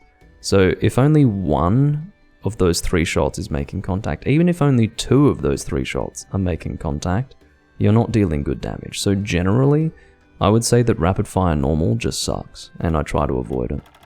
I was only really using it occasionally on that previous hunt, because I had run out of normal level 1, and my normal level 2 was being shot at pretty high recoil, and it felt pretty bad. So, yeah. Okay, cool, yeah, because, I was just trying to figure it out, because the reason I made this gun was for the rapid fire. Yeah. And so, do you use, like, a rapid fire pierce bow gun, too, or what's like your go-to? I don't really have a rapid-fire pierce bowgun in this game. I actually prefer heavy bowgun for pierce here, and heavy bowgun doesn't have rapid-fire. There's nothing wrong with using rapid-fire pierce. I think that's a good choice, but yeah, I just don't happen to have that kind of loadout in this game, so I wouldn't really be able to help you with recommendations there. Possibly... Actually, no, I don't even think Naga Cougar would have rapid fire on that, so... It might, but don't quote me on that. Anyway, man, I'll just chat to you in between hunts, if that's okay. I'll just be silent during hunts. Yeah. I'll see you in a bit. It's all good. Let's do it. Alrighty. See ya. Okay, I hope you guys don't mind that. That's just a random guy. Totally random guy in the game. I've never spoken to him before. And I hope that you're able to hear him talk properly. I also needed to negotiate the fact that I have the gamepad, and then the gamepad is between me and the camera, so I didn't want to be covering too much of myself there. But yeah, just a random guy in the community. It's funny, you just don't know these people that you're playing with until you can really chat to them person to person over voice chat. You don't really know them at all. And it's pretty eye-opening to be able to have a nice conversation with some random person. It's not something that you often get in Monster Hunter, as I'm sure most of you will agree. That's one of the good things about 3 Ultimate, and I think a lot of people don't realize this. It is the fact that 3 Ultimate is the best online experience for Monster Hunter. So, I hope that that, in some way, serves as evidence of that point. Now, my gamepad is on very low battery life, which is kind of frustrating, but yeah, it had been plugged in, but I didn't have it connected to the power, so it's actually very much in need of charge. I don't mind chatting with that guy, it's just that it's very awkward when I'm trying to do a live stream. I have to hold that gamepad so that you guys can hear him talk. And yeah, it's not the best in general, but it is nice to be able to chat with.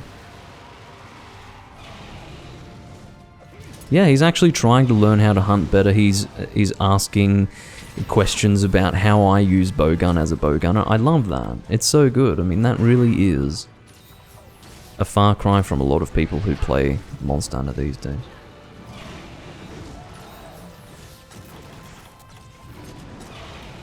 I'll use a max potion to increase my maximum health, but I'll wait until I've actually taken damage to do it, otherwise it feels like a little bit of a waste.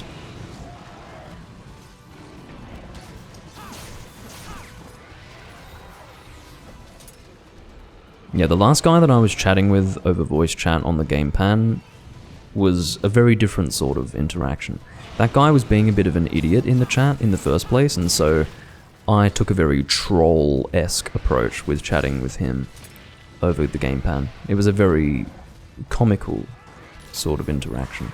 Whereas this, you know, just 2 people playing the game, chatting in a fairly down-to-earth fashion. So, that's always nice to have as well. And unsurprisingly, he is someone who played in the past, you know, he's played this game for a while and he's just returning now for a little bit of fun. And actually it was the same with the last person that I spoke to over game chat. He said that he had played the game back in 2013 and he had only come back for the first time then, and this was late 2021 if I recall correctly. Something like November 2021. And yeah, he also was coming back after a while, so it's nice to see that there are still people returning to the game after so long. You know, they haven't actually sold their Wii U's. I feel like that's most of the reason why most of those old people have moved on. Like, they They don't actually keep their Wii U's, they either let them rot away in some cupboard and never reconnect them, or they just get rid of them in general. And that was one of the issues with Wii U.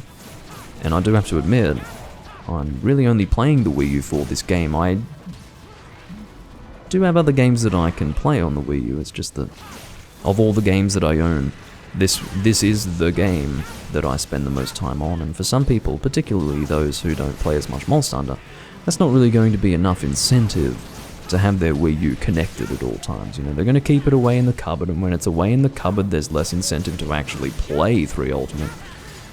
And there you go, that's the situation. So I would say that the failure of the console really does contribute to the lack of a community here in this game. Had the console done better, I really do think that there would be more people playing 3 Ultimate, without a doubt. Oops, I didn't realise I had my weapon out. I was trying to hold R to run and then I realised, oh, well, I'm not going to be doing that with my sword and shield out like that. Ah, very good flinch.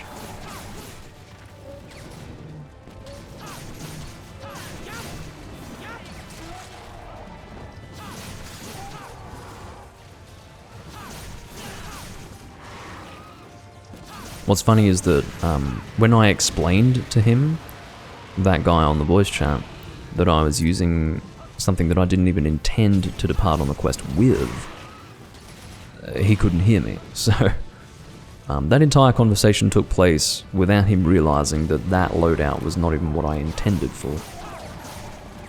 I would want to present a better example for him to follow than for someone to bring an elemental bowgun set with a bowgun that shoots fire to a nibble snarf hunt, honestly. But yeah, that was okay. Is the Citra community of 3 Ultimate alive? Yes, it is. About as alive as 4 Ultimate's community is, as far as I'm aware. There are people who play it on Citra for sure. I'm not sure about the Wii U emulator, but I'm pretty sure there are more people playing on the 3DS emulator, to be honest. That was my best time, apparently, unsurprisingly. I haven't really done much in the way of arena hunts. What I'm going to do is I'm going to let this guy know that my gamepad's almost dead and then I'm going to have to charge it. And then I'm probably not going to chat with him anymore. Not because I don't want to talk with him, but because it is a little awkward for recording, so...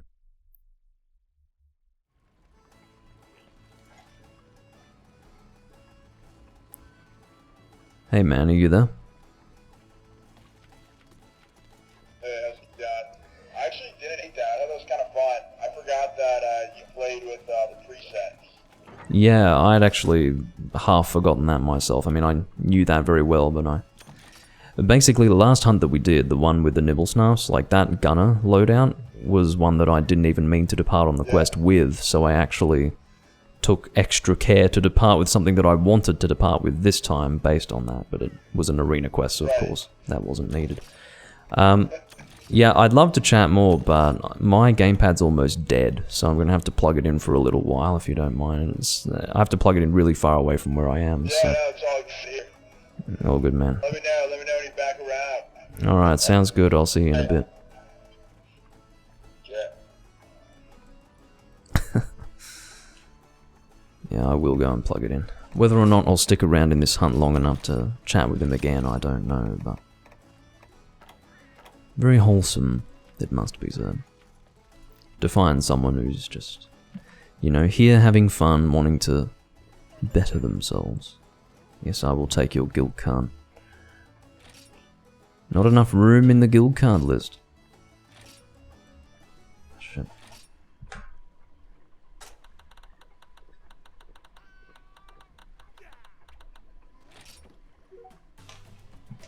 Need to delete a card. Let me do that. Card list. I'll basically find someone that I haven't really hunted with. Look at all these old cards from 2013. Actually, what I'll do is I'll go from here Boonk. Sorry, Boonk. Unity level 0. It's time for you to go. Hold on, no. I need to change the filter. Boonk. Get out of here, man. Why delete ya? People with 0 Unity level? Is there a problem here? Is there like a glitch where I'm not getting Unity level with these people? I don't know. Alright, I'll send my card to that guy. And I will put my gamepad on charge. It's a bit of a lengthy process. I'll tell you why my gamepad is off charge. I have a British Wii U, which means that every connection that I make to my power requires an adapter. I repurposed the adapter that I was using for my gamepad to charge my Japanese Nikon camera battery charger. So, I need to go and swap those around. It's just ridiculous, but sometimes that's what you have to deal with. I'll be back in just a moment, and maybe we'll have another quest ready on the board to depart on at that point. I'll just say, want to post Kudura. Because he's been here for a little while, maybe he wants to post. I'll be back in a moment.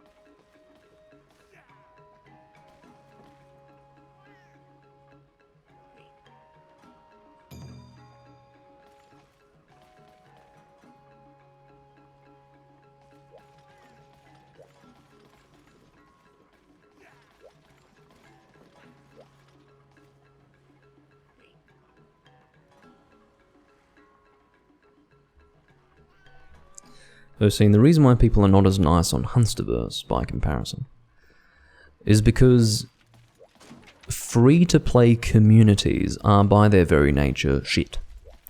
That is because there is no financial barrier to entry. Now, I'm not saying that people who can't spend money, or let's say spend a lot of money, are bad people or aren't worth talking to, but you have to realize that when there is no barrier to entry at all, financially, you get everything. You get every fucking leper of society imaginable in your community. This takes me back to the old days of, internet forums. You don't get them as many these days. Let me rephrase that. You don't get as many of them these days. They're not as prolific as they were in a past era of the internet. But forums that really had a proper community that wanted to establish itself well and actually be a good community, what they would do is that they would have a join price of $1. Just $1. And that would completely change the game. Completely shut out the people who weren't worth interacting with. All you need is a little bit of barrier to entry financially, and that's it. Done. Now, the barrier to entry financially here is the owning of a Wii U and the purchasing of the game, obviously. That is already going to be infinitely superior to that of a free-to-play community environment. That's it. It's as simple as that. Now, Abyssal Laggy is not a monster that I particularly want to hunt. I've fought enough of this monster, but I guess we're doing it anyway. I will bring Lance, I will bring the Alteus Gloralis, which is already equipped, and we will deal with that. Or we will work with that.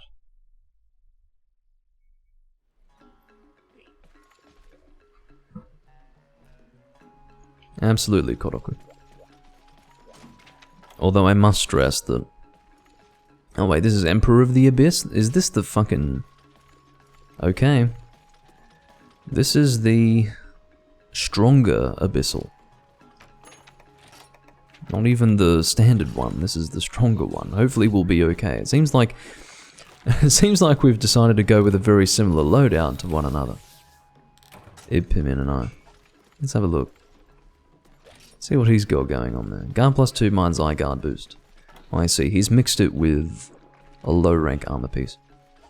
In my case, well, you can see that mine's a little bit more coherent, but his loadout's fine, I guess.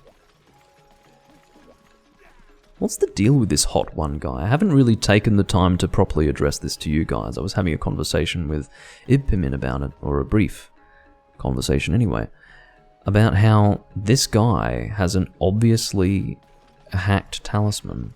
He's got 24 points of critical eye, and he's still not able to make a decent armor set. What the fuck? What is the point of playing? It's absurd. Oh yeah, what I was going to say, Koroku, is that it does have to be said that back in Tri, I didn't do much in the way of verbally communicating with people. We Speak was something that not many people used. At least on the European servers, no one really used We Speak. And the only time that I did hear someone use We Speak, it sounded so bad that it was like the person was on the tarmac at an airport and a plane was taking off right in front of them. It was so bad, it was like... I couldn't believe it. The worst quality I've ever heard of a microphone in my life is when that guy connected We Speak in Monster Tri all those years ago, and I happened to be there to listen to it. It was terrible. I was innocently walking around in the first area in the lobby in the tavern location. Not when you're outside in the city entrance of Lochlac, but when you actually enter a room and you're in that first area. Before you actually go to the place with the quest board and all that. Oh, Hot One can't do it. That is rather unfortunate for Hot One.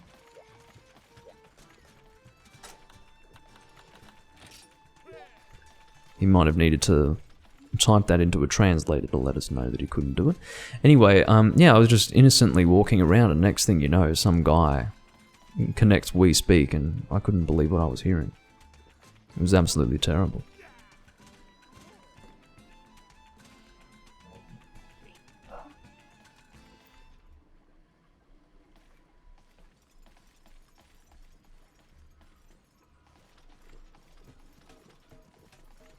What are we doing, Kujira? I'm sure you have things that you need to do outside of Abyssal lagging. And to be completely honest, I'm quite happy with this turn of events because I'm sick of hunting that monster. I could still technically make use of one more dynamo. I would use it for the heavy bowgun. But I don't need the heavy bowgun, and I don't anticipate that I will use it at any point, but you know, I've made every other weapon except for that. To Azure Rathalos, this would be, you know what, I'll just keep with this loadout, it saves me from changing, this is still appropriate. Cool cat again. It's like the game's trying to tell me something. I must be a cool cat.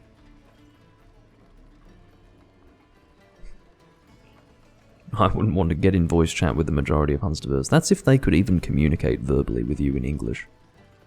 Which is unlikely. Unable to choose... Oh, yeah, what? Unable choose level low. Yes, we got that. Hot One. The quest was removed a long time ago. We understood that you couldn't join it, but thank you for trying to make that clearer in the most equivocal way possible.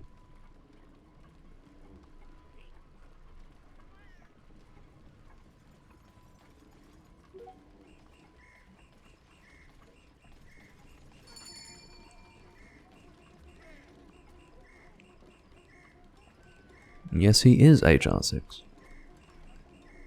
Yeah, you need to be HR 8 to do Abyssal Lagia Cruise.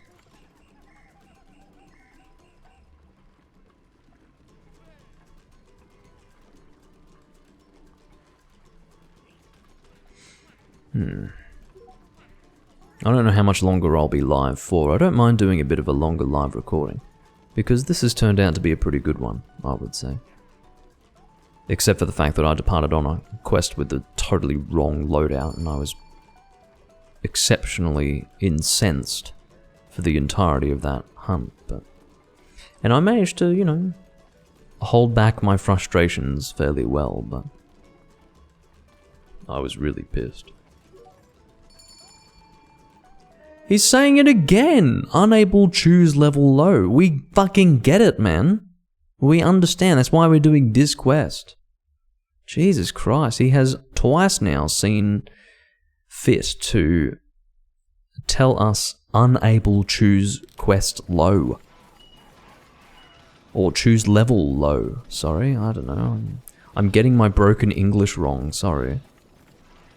Fucking Christ. Unable choose level low. We understand. I'm starting to understand a little less the more I read your English. But again, I appreciate the effort that he goes to. Some people don't make an effort. It has to be said.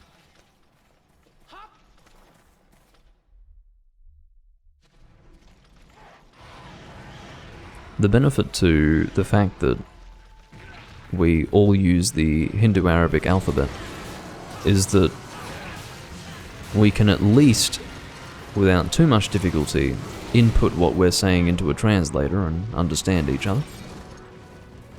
Whereas you get the Chinese and they just don't even bother because they might not be familiar with how to deal with the alphabet we use. Oh, fuck off. Maybe it's a cryptic message. Yeah. Maybe there's a deeper meaning. Maybe we didn't get it. Maybe we thought we understood, but we really didn't. And we need to take more time to consider the nuance and the subtext. Okay, really. That was like the tip of the tail that hit me there. I'm not impressed with that. Stop! Don't turn on me like that, man. I'm not emotionally prepared.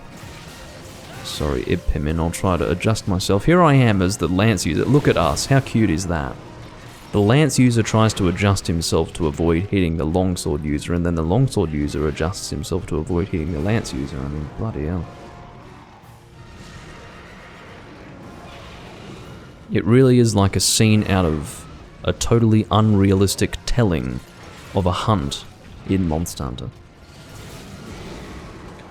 Such material courtesy is almost extinct in the series now. I'll stop.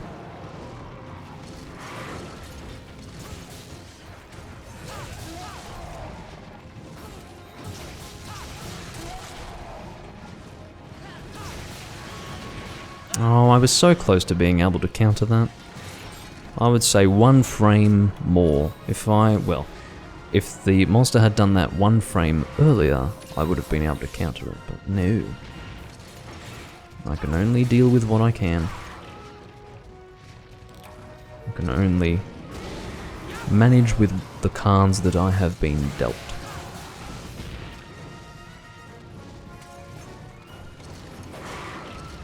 I don't know how to feel about Hot 1. I don't think I can be friendly to that guy because he's cheating in a very ineffectual manner. Don't knock me off, please. You can just slide off that cliff edge, by the way. You don't have to literally be thrown, you can slide off too. As far as I'm aware, anyway. But yeah, he's a cheater. He's literally using a talisman with 26 points of critical eye. That's 6 points more than he needs. So, yeah.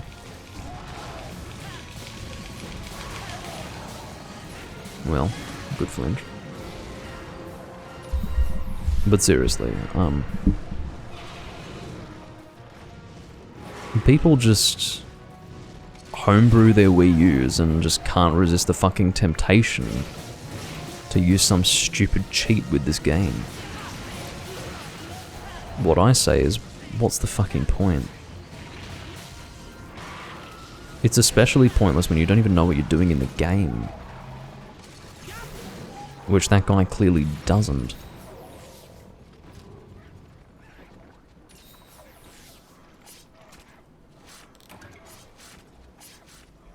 But at the very least, he's not negatively impacting our ability to enjoy the game by doing that. It does have to be said. Can you not? I'm worried about that Rathalos despawning before I can carve it, because I'm probably not going to carve it, so I will at the very least carve the tail. I'm certainly not in need of Azure Rathalos materials, so I'll live with not being able to carve the rest of the body, of which there are 2 carves remaining. But I do want the tail because, you know, you can get plates and rubies and mantles and things like that. Not that I need any of those things just listed, but I'm a hoarder.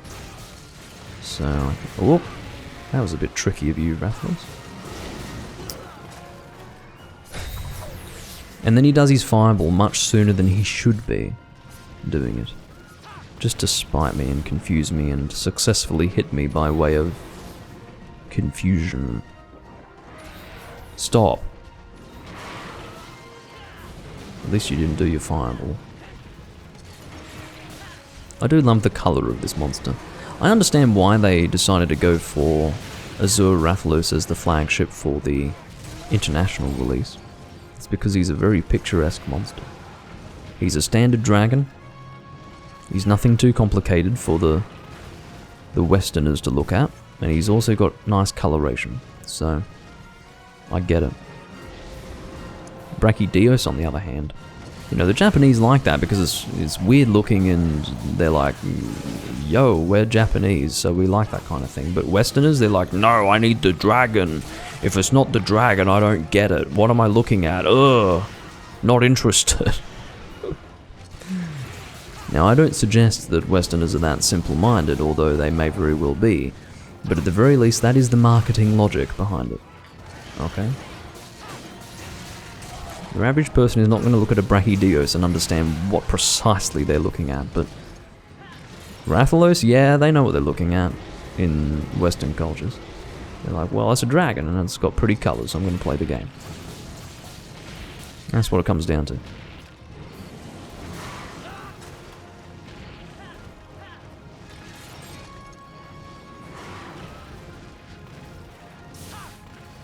And that's not to say that a Japanese person is going to look at Brachydios and immediately know what they're looking at, but the difference is that they might be interested in finding out what the fuck it is. Whereas Westerners are just like, oh, I don't know what I'm looking at, fuck this. That's the difference in culture.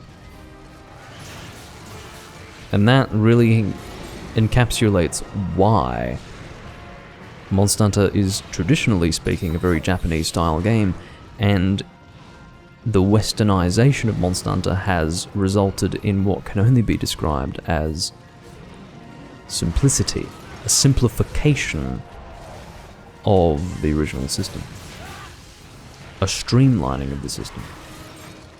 Why does westernization mean that it's being simplified? Well, that might actually strike at the very heart of what I've just been discussing, and that is that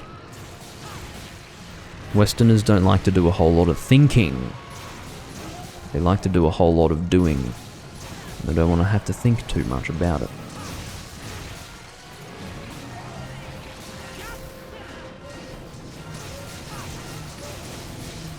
And we do have to deal with generalizations and stereotyping when it comes to marketing, okay? It's just what it is. They actually have to deal with those statistics. It's not a matter of what's right or wrong morally, that's what they actually make their money on, so they're not interested in a person's idea of whether that's politically correct or not.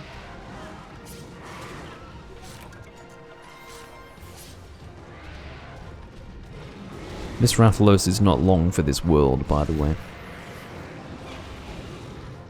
His death shall come soon. You are far too maneuverable, and you know why that is? It's because you're a monster that thrives in mid-air confrontation, and we are people who are rather stuck on the ground. At least in this era of Monster Hunter, so having to deal with you flying around in that way is fairly uncomfortable.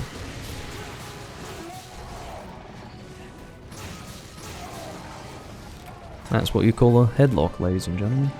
Good night, Azure Rattlers. And I shall continue carving, despite the fact that I really don't need to.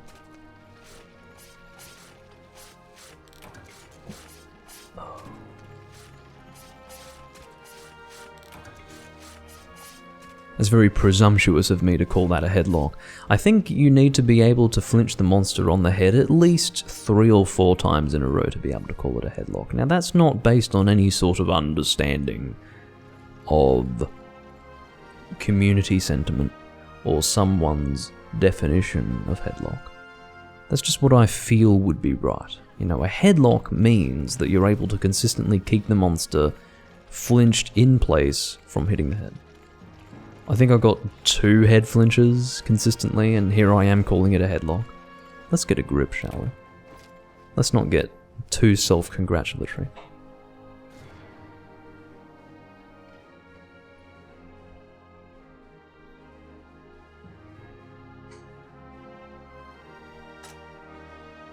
Just gonna shift myself a little bit to the side. I got a mantle!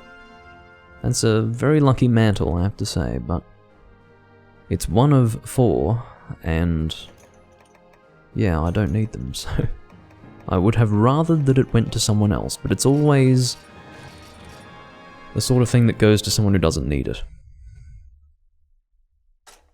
That's how it typically is. I can't wait to hit Hunter Rank 500 in this game. I don't know when it'll eventually happen, but it will at some point, I'm sure.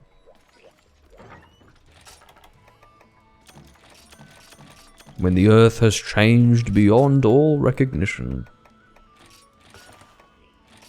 Most assuredly. Time itself carries a new meaning.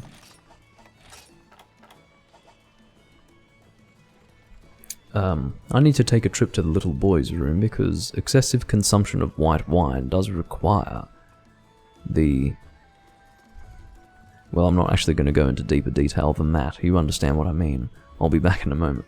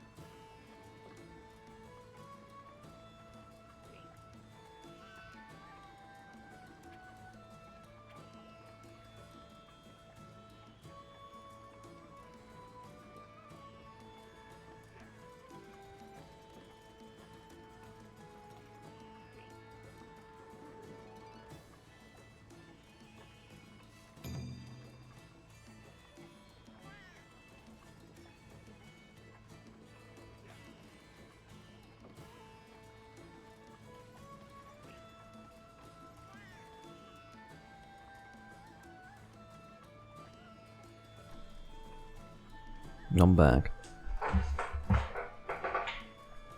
Thank you for your patience. Alright, what's happening? Looks like our friend has posted a quest. He has posted Flooded Forest Free-for-All, which I regret to say is Hunter Rank 3. I am not a proponent of his choice of quest. I think that's terribly unfortunate. He obviously needs something from this. I wish it wasn't Hunter Rank 3. But I'm not gonna, I've been disconnected? Why? Has Hot 1 finally struck back? What have I done to deserve this? Shit. I mean, the chances of someone joining between now and the time that I can get back there are pretty remote. But maybe Hot 1 disconnected me. Maybe Hot 1 got a whiff of some AFK scent from me. I don't know. What happened? He closed the room. Well, I'm gonna join Moga Hunter and see what's going on. I do have the guild card of that guy. So, I mean, we don't have to necessarily be strangers forevermore. But that was a regrettable closing of the room. What's going on? Too-turd. He's too turd.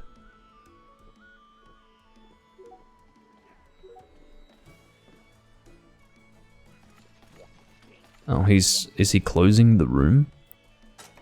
You know what? I'm gonna go out on a limb and make a fucking room myself. There is traffic, ladies and gentlemen. Let's... Ahaha! Look who made a room before I could say anything about it.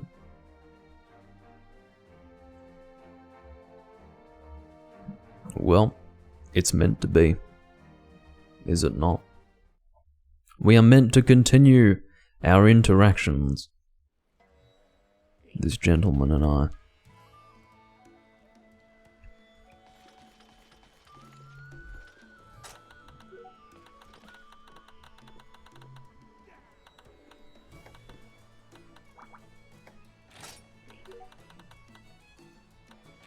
What I would imagine is that if the room were closed normally it would say that the host had done so. What I think might have happened was that the host experienced a bout of connectivity trouble, and consequently everyone was disconnected from his room and his room was closed. I don't think he intended for that to happen, but I could always be wrong. Hot's feint on the Azura Rathalos was insane.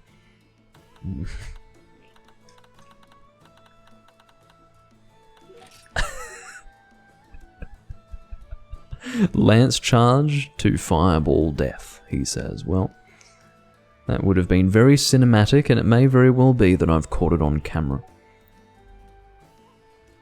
Tripping you and me.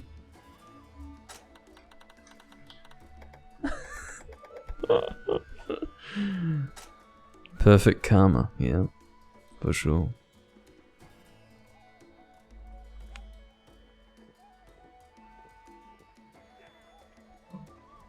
I'll have to get on voice chat with him again.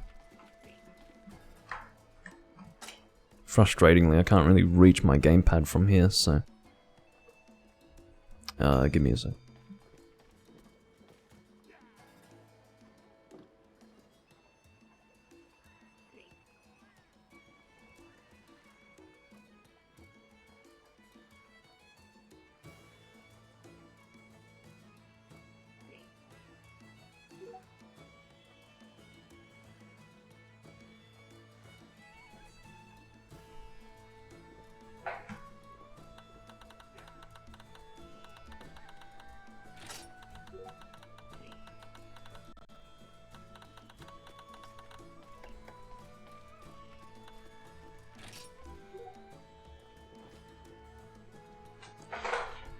Oh dear.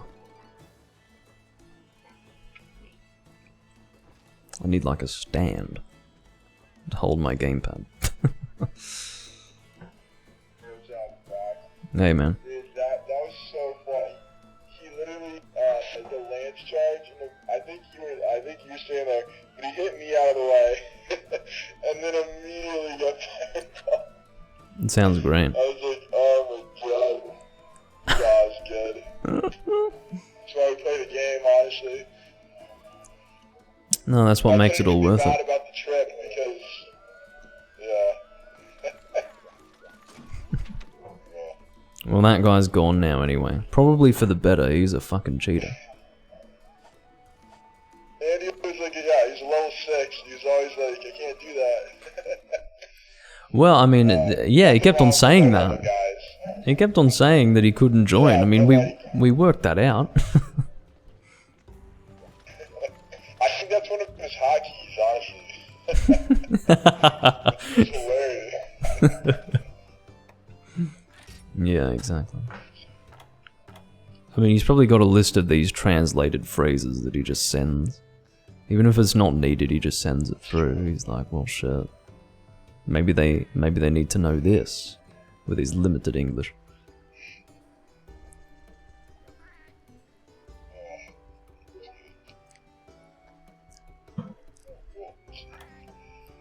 Who have we got? Chizuru. Maybe we can help this guy. Honestly, level 7, that's very exciting times. It is, yeah. If you're cool with doing it, we can do his key quests and get him to Morales. This guy's definitely like an in-game player, actually. Oh, you think it's his second account? Maybe not, though. Yeah, because look at that cash. Well, you say that. It's full. You say that. He might be a cheater as well. There's a lot of them. I don't want to sound like how do I say? Can't think of the word. See, I don't know, maybe he's got a mic.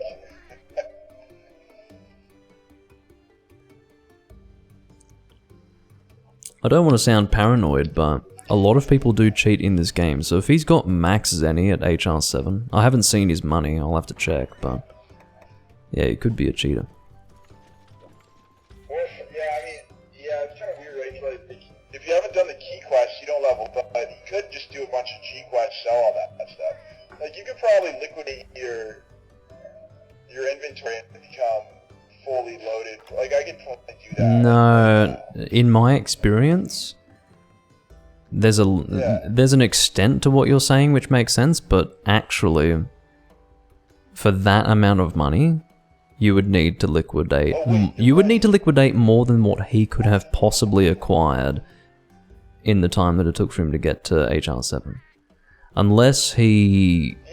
Yeah, it's just not realistic. I think there's a much higher chance that he's a cheater. That's what I think. I thought there was a cap on like 1 million. Yeah, so, I mean... 9 million. Yeah, so it's 9999999. So basically, he would have... What you're seeing is more a measure of how much money he has spent since giving himself max.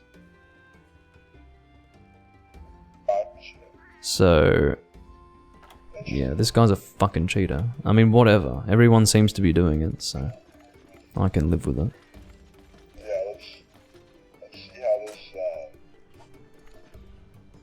how this quest gets.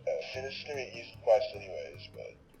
Did he post something, or are we doing your quest? Oh no, I was doing the Flooded Forest free-for-all. Okay. Because that gives you the shades.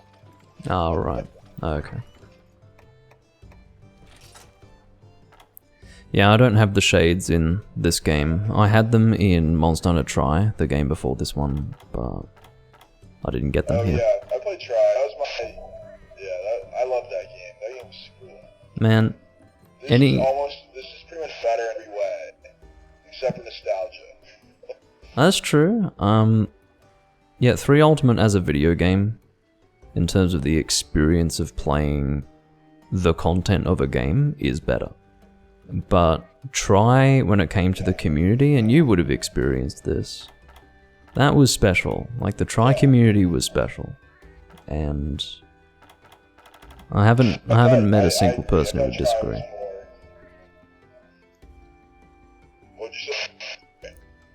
Every person that I've ever talked to who played Try agrees that the Try online experience was not only the best online Monster Hunter experience that they had, but one of the best online gaming experiences they had overall. There was something about that community, I don't know what happened, but it brought so many people together that were of a like mind, and it was just the best community interaction. It was amazing. And what's even better than that, what's even harder to understand is that, for me personally, I played on the European servers. You and I would not have met in Try, because you would have been on the North American servers. Yeah, but whether I'm talking to someone who played on the North American servers or someone who played on the European servers, the experience is the same. That community was amazing. No matter what region in the world, Monster Hunter Try attracted a certain kind of person.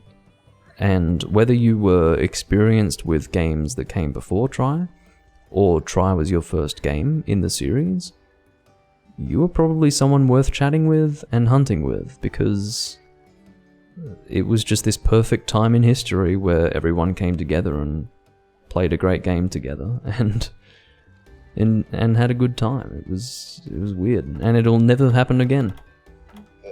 I think you're right. I remember the last day still. Everybody was online. Everyone's like, "Damn, don't shut down!" Like, it was a tough day. I didn't play 3U. Like, I know that there was crossover, but I didn't move over to 3U until like long after Try was gone, which was kind of crazy. I wasn't there for the end of Try because I was so upset that the servers were going down that I couldn't be there for it. I stopped playing Try a few months before it went down, and yeah, I couldn't be there for it. I was very angry at Capcom because I didn't realize that it wasn't their fault. It was actually the GameSpy server shutting down that caused it. But I didn't know that at the time. It hadn't really been explained to us, or at least not to me, so I thought it was just Capcom going, we're just going to stop support of the game because it's been enough years now, we're just going to move on. And I thought they'd just left us all high and dry, but actually, it wasn't really in their hands. I guess they could have migrated the servers, but I guess that was too much effort for them to take. I mean, other games that had been affected by the GameSpy server shutting down did do that, like the original Borderlands, for example. But yeah, Capcom wasn't going to go and do that for Monster Hunter. And I was very fucking pissed off about that at the time, and I didn't even want to be there. It wasn't until probably 4 or 5 months after Try shut down that I went back to the game, and I just sort of, I was like this very sad person sitting there having to deal with the fact that the Try Online was gone forever and all my memories were exactly that, just memories, and I could never experience that again. It was soul crushing. Yeah, no, that game was cool, and I mean, like, even pieces of that game were just, like, very, like, even the small stuff, like, the online, like, war, like, stuff like that, it was cooler, it did it better, it was more interesting, like, and then, like you said, the shutdown was strange, though, because it got, like, pushed out, like, 3 months or something, I remember that. Okay. And then a bunch of people came back and gone, but yeah, by the time it was shut down, a lot of people had transitioned to 3U, and then, yeah, everybody else, it was pretty sad. I think your timing is a little bit off there. It was a while ago, almost 10 years ago. 3 Ultimate came out for us, I think, maybe 2 or 3 months after Try shut down, if I remember correctly. I could always be remembering wrong, but I think 3 Ultimate came out around October or... No, actually, I'm wrong. So 3 Ultimate, I think, came out around April of 2013, and Try shut down probably closer to June or July of 2013. Yeah, it was a while ago. Yeah, they pushed out the shutdown. I remember that. Yeah. Because, yeah, which is crazy. You're right. Fuck, it was almost 10 years ago. It's crazy, isn't it? Wow. 2013, 10 years ago, shit. That is Damn. Yeah, that was a sick game. I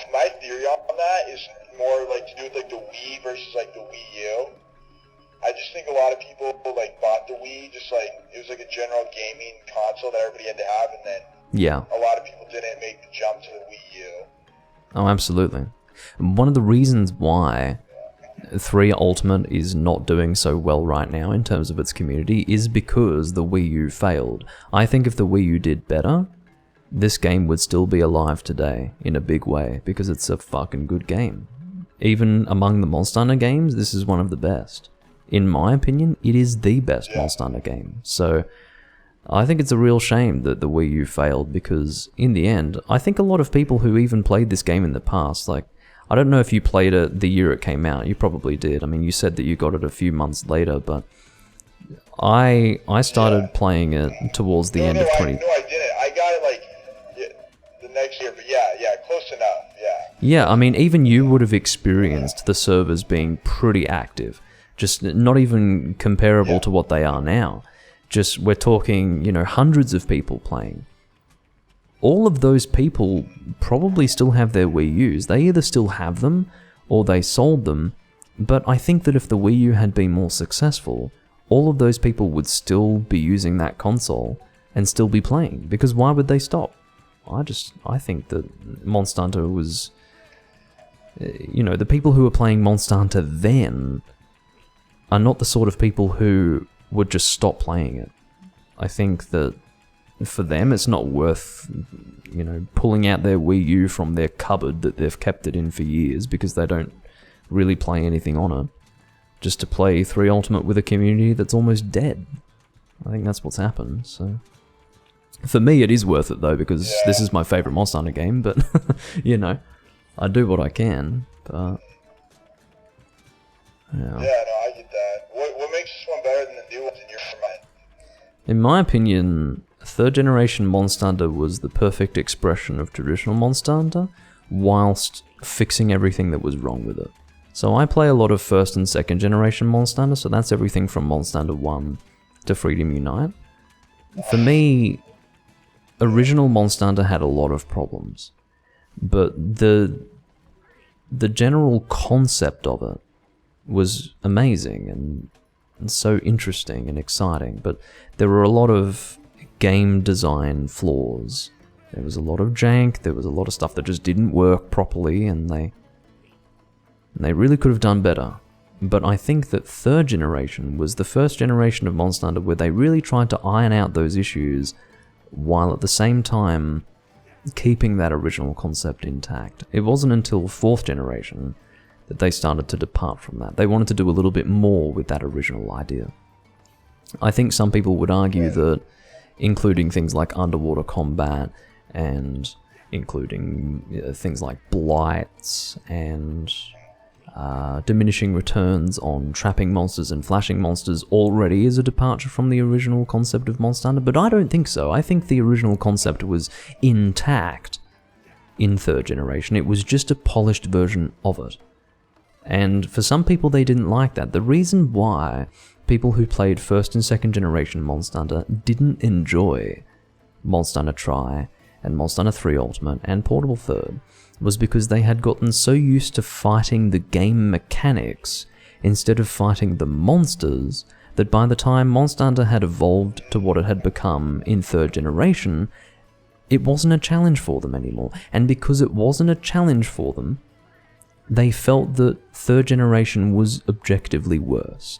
Whether or not it was objective, to be honest, that's how they felt. They felt that it was worse, they weren't being challenged enough anymore, and they weren't enjoying themselves. And because they weren't enjoying themselves, they had no reason to continue. So the advent of 3rd generation Monster Hunter with Monster Hunter Tri was something that really disenfranchised an entire subculture within the Monster Hunter fandom. Like, they just stopped playing the new stuff, and they either stopped playing Monster Hunter entirely, or they just remained forever in that time capsule of 1st and 2nd generation Monster Hunter, which only persists today through, you know, Discord communities and, you know, all through emulation. Like, basically people who are trying to revive the games. Like, there are people who are keeping the Monster Hunter 1 and Monster Hunter G servers alive through PS2 emulation, which is amazing, and I partake in that quite a bit. And as well as that, you've got people who are currently working on Monster Hunter DOS, which is the second generation PS2 game. They're working on that at the moment, and once they get that up and running, that will be amazing. Oh, look who's returned. Hot One. Great. My fucking best friend. Oh my god. Alright, we'll let him join. Yeah, no, it's cool. Everyone's leaving because they don't want to do HR3 quests, so it is what it is. No, I think the one guy left because the one person left because they were HR0. So that's not a big deal. HR0. You know, it wasn't until very recently that I realized that you could be HR0. HR0 means that he hasn't even spoken to the guildmaster. Like, he hasn't even spoken to the guy. He's never been online before. I've actually seen a lot of HR0s. Yeah, I mean, then we got Hot One back in the chat, so we're doing alright. I think a lot of stuff you said is very interesting for me, because my first Monster Hunter game was Try. I went back and I played Freedom Unite a little bit, but I really like Try, like 3U. I think 3U actually really improved with, like, the subspecies stuff, and, yes. like, give different monsters, like, different attacks. Like the Agnator or whatever, he was pretty basic in Try, and, like, the Rathalos, so just getting the Azure, and then the, Silver and the Gold Raytheon, like, adding in these subspecies really, like, leveled up this game, because, like, with Nargacuga too, just giving them extra attacks was so cool. And then, honestly, my favorite monsters are, like, Nargacuga, Zinogre, and, yeah. So, alright, let's get started. Alright. Hot One. Yeah, I really can live without Hot One. Fuck that guy. Alright, I'll talk to you after the hunt, man. I'll see you in a bit. Sounds good. Cool. Alright. It's definitely worth having a good chat with that guy. It sort of gets me on the topic of discussion of my experience with Monster Hunter Try and all of that.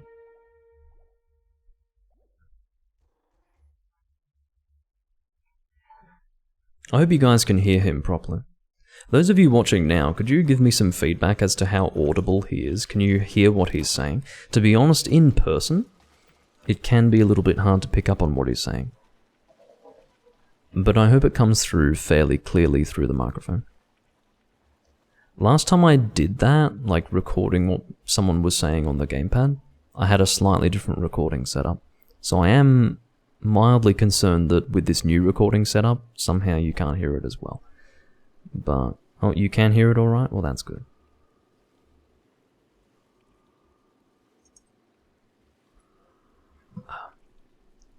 You hear him perfectly? Awesome. Thank you for the feedback. Now I don't have to worry. But yeah, if you're actually going to engage in discussion with a person through the 3 Ultimate Gamepad voice chat, the best thing to do, and I would absolutely recommend this to any person who wants to try it, put in some earphones, plug it into the 3.5mm jack on the gamepad, and you will find that the microphone quality of the gamepad is far superior to that of the speaker quality of the gamepad. Because at the end of the day, the quality of the speakers is what's going to determine the quality of the voice that you hear coming out of it. But if you instead listen to the actual microphone quality perfectly through earphones directly connected to the gamepad, you'll find that the person is much easier to understand, and it's just a better communication experience in general. So, yeah, that's what I would recommend to anyone giving that a try. I found that out a number of years ago, probably. It was actually before 4 Ultimate came out. I remember I had a period of time where I developed some friendships through the 3 Ultimate community while chatting with people on the gamepad. And 4 Ultimate was on the horizon. It was coming, but it hadn't yet arrived. I guess this would be within the first 3, or within the last 3 months leading up to the release of 4 Ultimate. And, yeah, I found that when I plugged in some earphones, God, the quality was so much better and I could understand everything so much easier. Whereas the speakers from the gamepad just didn't really deliver that quality. And that clarity that I needed to be able to understand what the person was saying at all times.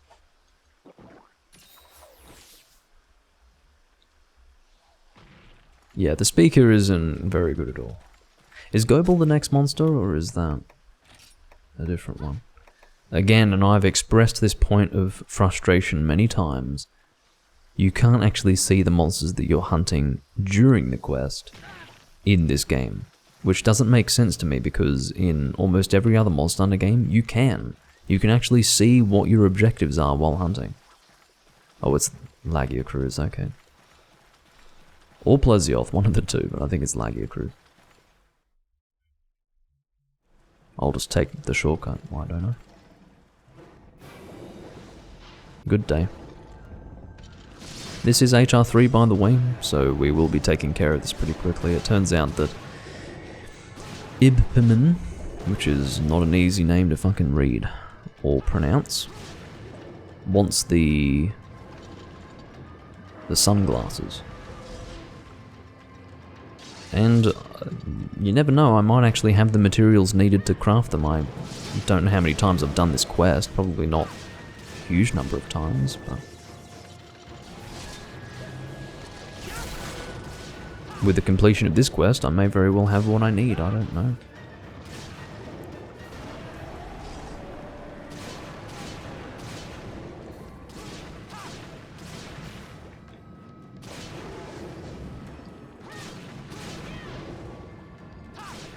It's just refreshing to chat with someone from the old community.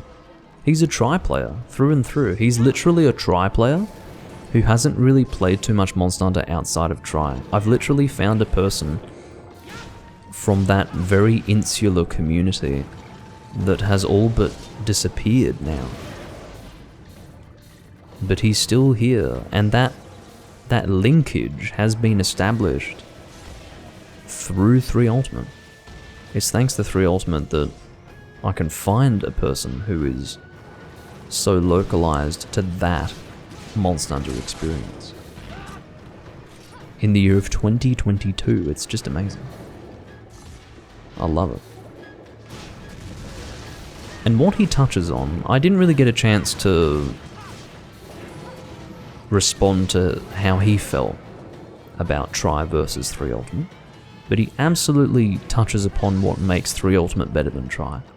There were certain things that made Tri better than this game, but they were all community related. In terms of comparing game to game, what made this game special was the fact that it was G-Rank. That's really what it came down to. His description of, you know, monsters having different moves relates to not only G-Rank, which is present due to high rank monsters getting new moves when they move up to G-Rank level, but also through the introduction of subspecies. Because the monsters have subspecies, you're fighting similar monsters, but they've got new moves, and it adds a level of dynamic experience to what you're doing. And there you go, there's Laggy dead. But yeah, there's more going on when you've got monsters fighting you in different ways. And it's just better that way.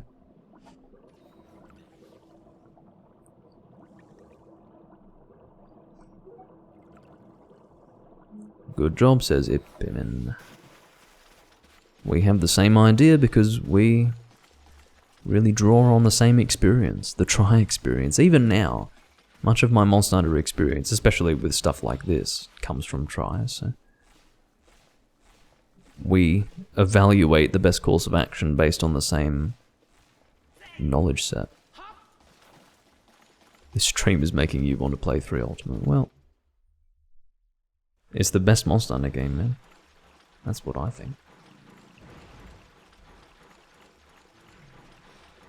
And I did explain that. reasonably well. I mean, there's a little bit more detail to my explanation as to why I think 3 Ultimate is the best Monster Hunter game, but in principle, yeah, that really is what it is. Yeah, that is the Crimson Kurupeko hammer. I think it's Paralysis hammer? I could be wrong. I guess it's not. I guess the... Yeah, maybe not. I don't know what it is. It must be a thunder hammer. That would make more sense.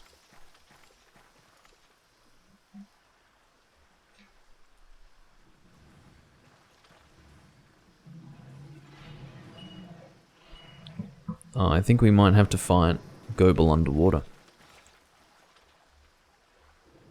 See that? Such a try player. We have to fight him underwater because Cecilia, which is not how I would spell Cecilia, has decided that we're going to fight him underwater. Whoops. Pressing the wrong button to do a lance charge.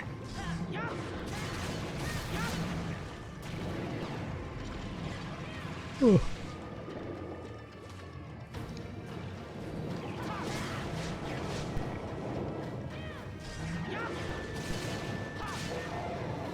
Very good flinch. It's easier to get a flinch obviously when you're using J-rank stuff on a high rank monster.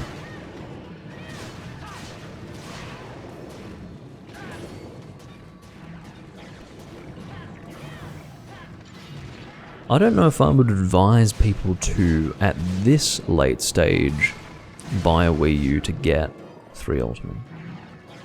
Because I don't know how long these servers are going to be up for. I think Nintendo's support for online play on the Wii U across the board is beginning to wane. I think we've seen that. Now there is a pretty negative community sentiment when it comes to that. But when has that ever stopped Nintendo from doing something? Negative community sentiment? Those people don't give a fuck about how the community feels about anything. You should have seen the closure of the Miiverse. Oh my god. That was vitriolic to say the least. It was like the most acrimonious decision in the world for Nintendo to make with their community involved. But yeah, they didn't. They literally had video games whose online functionality was based upon the Miiverse system, which had their online functionality stripped from them because they closed the Miiverse. In the case of Twilight Princess HD, that game had its online functionality stripped from it in about a year of its release. Within a year. I think it would be less than a year. So that was the reality. The Miiverse was closed like mid-2017, and Twilight Princess HD came out in around 2016 sometime. So yeah, like that game's online functionality was based on that system, so Nintendo didn't really care. They were like, well, fuck it. We're closing the Miiverse, deal with it.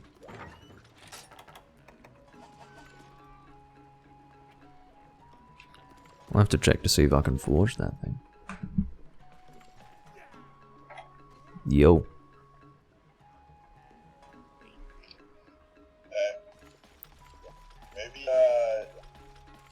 Maybe Extinction wants some help. Yeah, I don't mind. Wait, Extinction is... You should not be a hacker. Almost critical eye plus 14. Let's have a look. Let's see what's going on here.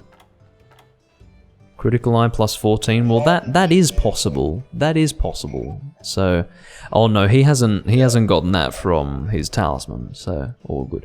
He's using auto guard. This poor guy. This is the best he can do with his armor set. My god.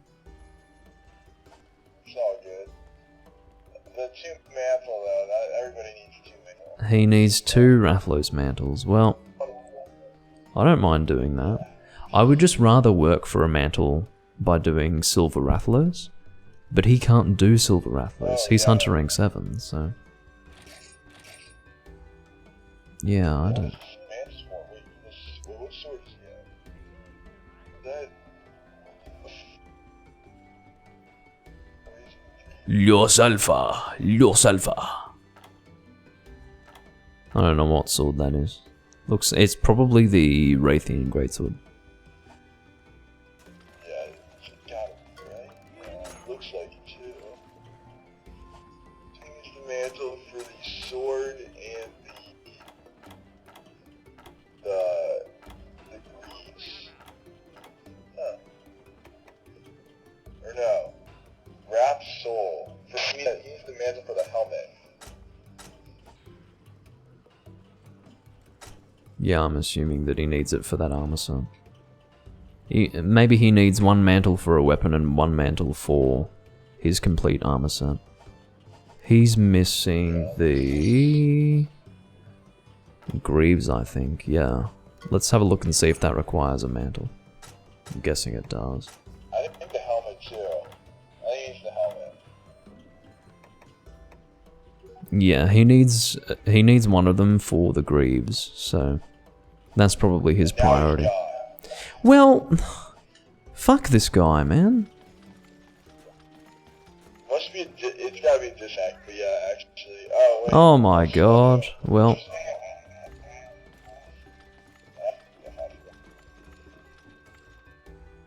Extinction literally leaves because we're not clamoring to help him. I mean, we're willing to help him, but... Oh well. Yeah, I always they disconnect. Well, the thing is, a lot of people playing these days are still... Like, they're not people who played the older games, they're people who play the newer games, and they're so much faster, like they're a faster paced experience than this. Here, we actually sit back and prepare for hunts. In the newer games, you're basically doing everything you can to depart as quickly as possible, and if you can't do that much, you can get out. That's how it is in those games, so... I don't know what it is, but... Yeah. It's pretty annoying. This is a good room. There we go. Kind of good guy. Oh, okay. Well, cool. Oh, Leadkill, he joined one of the rooms I was in before, so... You'll have to post something pretty quickly, otherwise he'll just leave. Yeah, okay, what do you want to do now? Something G-rank, preferably. I don't care what, like some advanced quest. Okay, sure.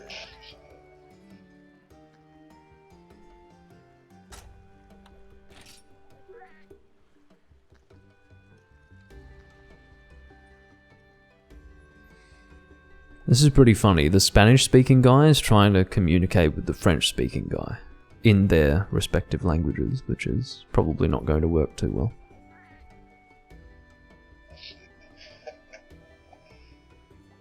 Oh, good.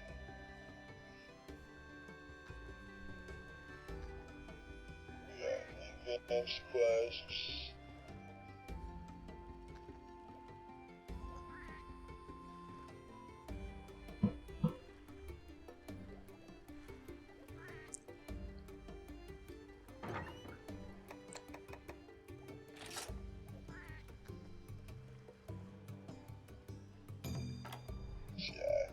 But yeah, once you've worked out what you want to do, I'll get ready for it.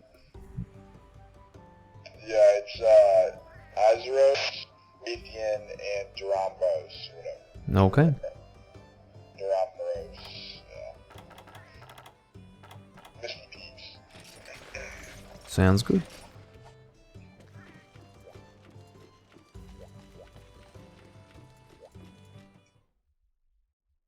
Two of them are weak to fire, unfortunately. Raytheon's not weak to fire, but... I'll just go raw damage. Poison. I know Raytheon's not weak to poison either, but... Oh, that's okay. That smokes Durambos. Yeah. Yeah, most brute wyverns take a lot of damage from poison, so... That's a good choice. Yeah, what did you decide to go with? I went for high raw damage greatsword. I'm using the highest raw damage greatsword in the game. And it looks like Leadkill has also done the same, but for Lance. He's using the Black Diablos Lance, which, going back to first generation Monster Hunter, has always been the highest damage lance that you could have.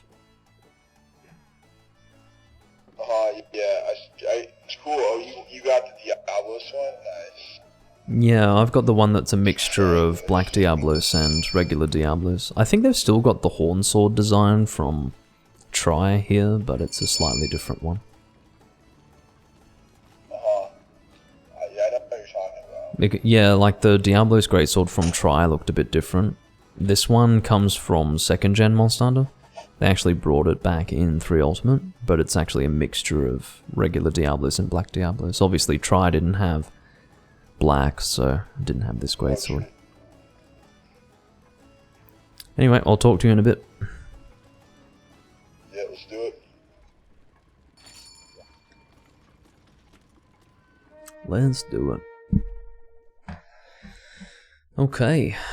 Using what was previously called the King Atalat sword, but is now called the Serra Symmetry.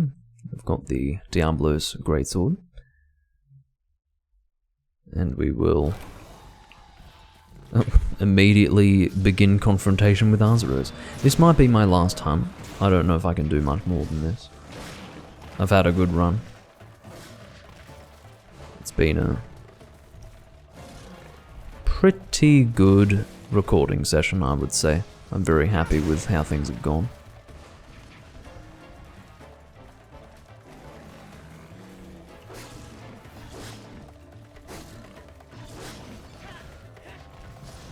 Using Greatsword on an Arzuros is a little bit weird. He's having a bad time. He's not the only one on the receiving end of high damage Greatsword. This is G rank, man. He's getting destroyed. Poor bastard.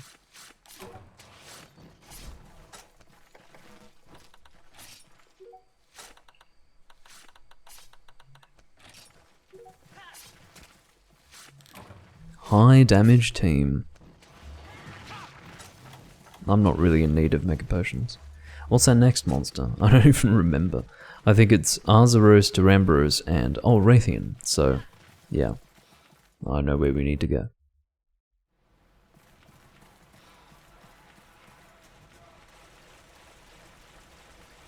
Just be aware, Hossein, that if you play 3 Ultimate on Citra, that means that you're playing the 3DS version. And if you're playing the 3DS version, it has to be said that if you were to compare it to the Wii U version, it looks like a fucking cartoon. It just looks terrible. It is abysmal in appearance.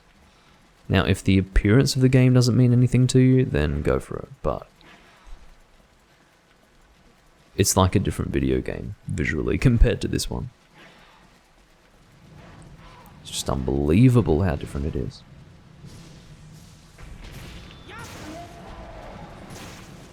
Sorry, not sorry, Rathian.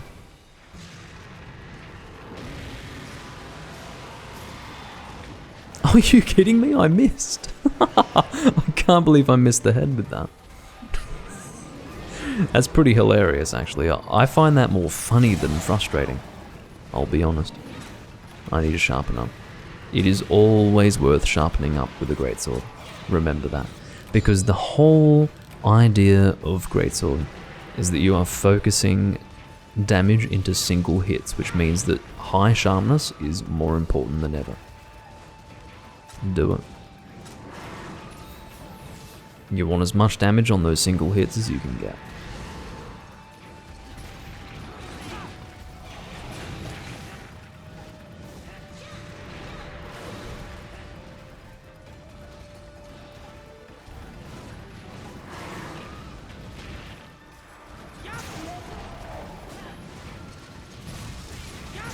I'm just going for what I can get out at this stage.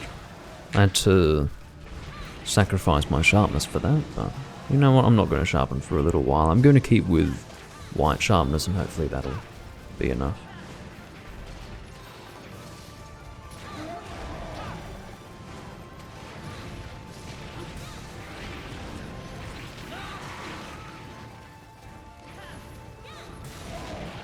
Oh god, I'm not having a good run with this Raytheon.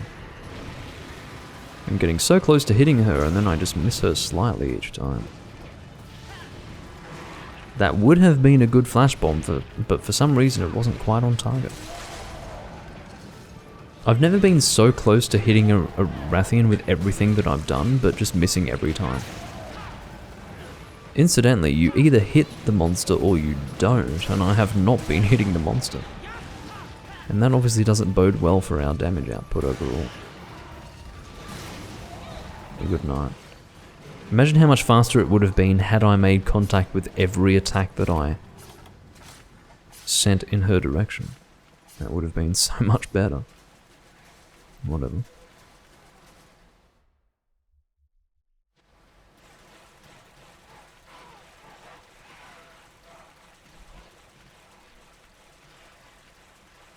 Thank you for the follow, by the way, Atom Wolf, or Atom Wolf, I don't know how to say your name, but I do appreciate the follow. It's always appreciated.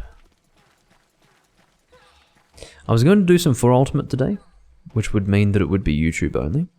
I was going to do some random hunts recordings for 4 Ultimate. By the way, Lead Kill is so off target. He is so off target. I'm gonna let you sit here and watch to see how off target he is. But he is off target. But yeah, the reality of 4 Ultimate is that I cannot really record it properly. I wish I could, but it is just inconsistent and shit, and I am not willing to do... Where he's standing? Yeah, okay, maybe saying so off target was a little bit unfair, but if you were to take the exact point where the feet of Duramboros appeared versus where the trap had been placed, yeah, that would be considerably off target. But whatever. Who wants to detonate? Who's doing it? Who's doing it? Me, I guess. Sorry. If we had a gunner, it would be so much better. Or if someone had paintballs or something of that sort at the ready, it would have been a whole lot better. But whatever. All 4 hunters dealing damage with their weapons would be a whole lot better than 3 out of 4 hunters being hit away by bomb explosions and then damage being dealt by weapons. That is the reality. So, I don't think that really ended up being a good result, but it's fine. Oh shit, I just missed!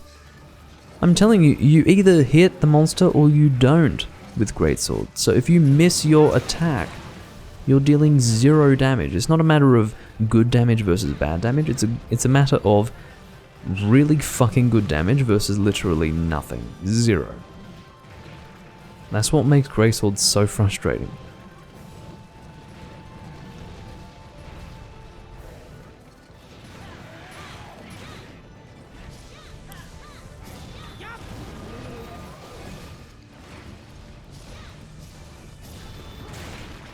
I think I managed to get that hit out on the tail. If I did, then that's great. That's precisely what I was hoping for.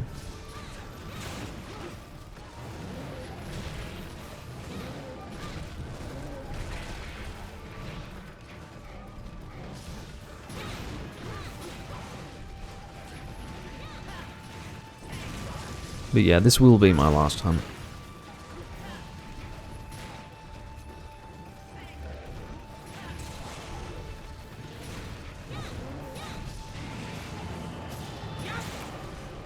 Good night.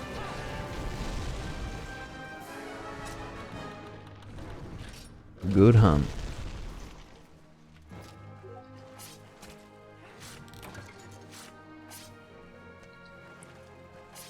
Very nicely done. I do have a feeling that weekends are generally better for 3 Ultimate. I'm going to do as much 3 Ultimate as I can. I have no qualms about doing only 3 Ultimate in this video series that I'm doing, this live stream series. But I do have a number of issues with doing only Generations Ultimate, so do expect less Generations Ultimate and more 3 Ultimate. there is a degree of convenience attached to both of those games that I play, or to the process that I undertake to record both of them. But one element of inconvenience that exists in relation to 3 Ultimate is that I can't always find people to play with. Generations Ultimate is a little bit better with that, but I might be able to do more 3 Ultimate these days, I don't know. It depends how many people are playing it. It could just be a case of more people being available on the weekend to play it, I don't know, but if I can find people during the week to play it in the community, then that will be good.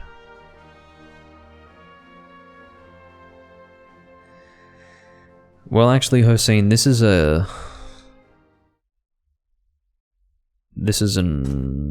what do you call it? So in the Anthena server for 3 Ultimate and 4 Ultimate, this would be a quiet period. It's mostly Europeans who play, I think, in those servers. Europeans and Americans. It's pretty late for Americans, and for Europeans it's the very early hours of the morning. It's like 5 AM for Europeans, so yeah, not much of that. Anyway, I'm going to finish up, guys. I will see you all for now. Well, I will see you all next time, and I will say my goodbyes to Ibpimin, but I will take care of that off camera. For now, I will see you all next time, and I thank you all for watching the live stream. Bye bye for now.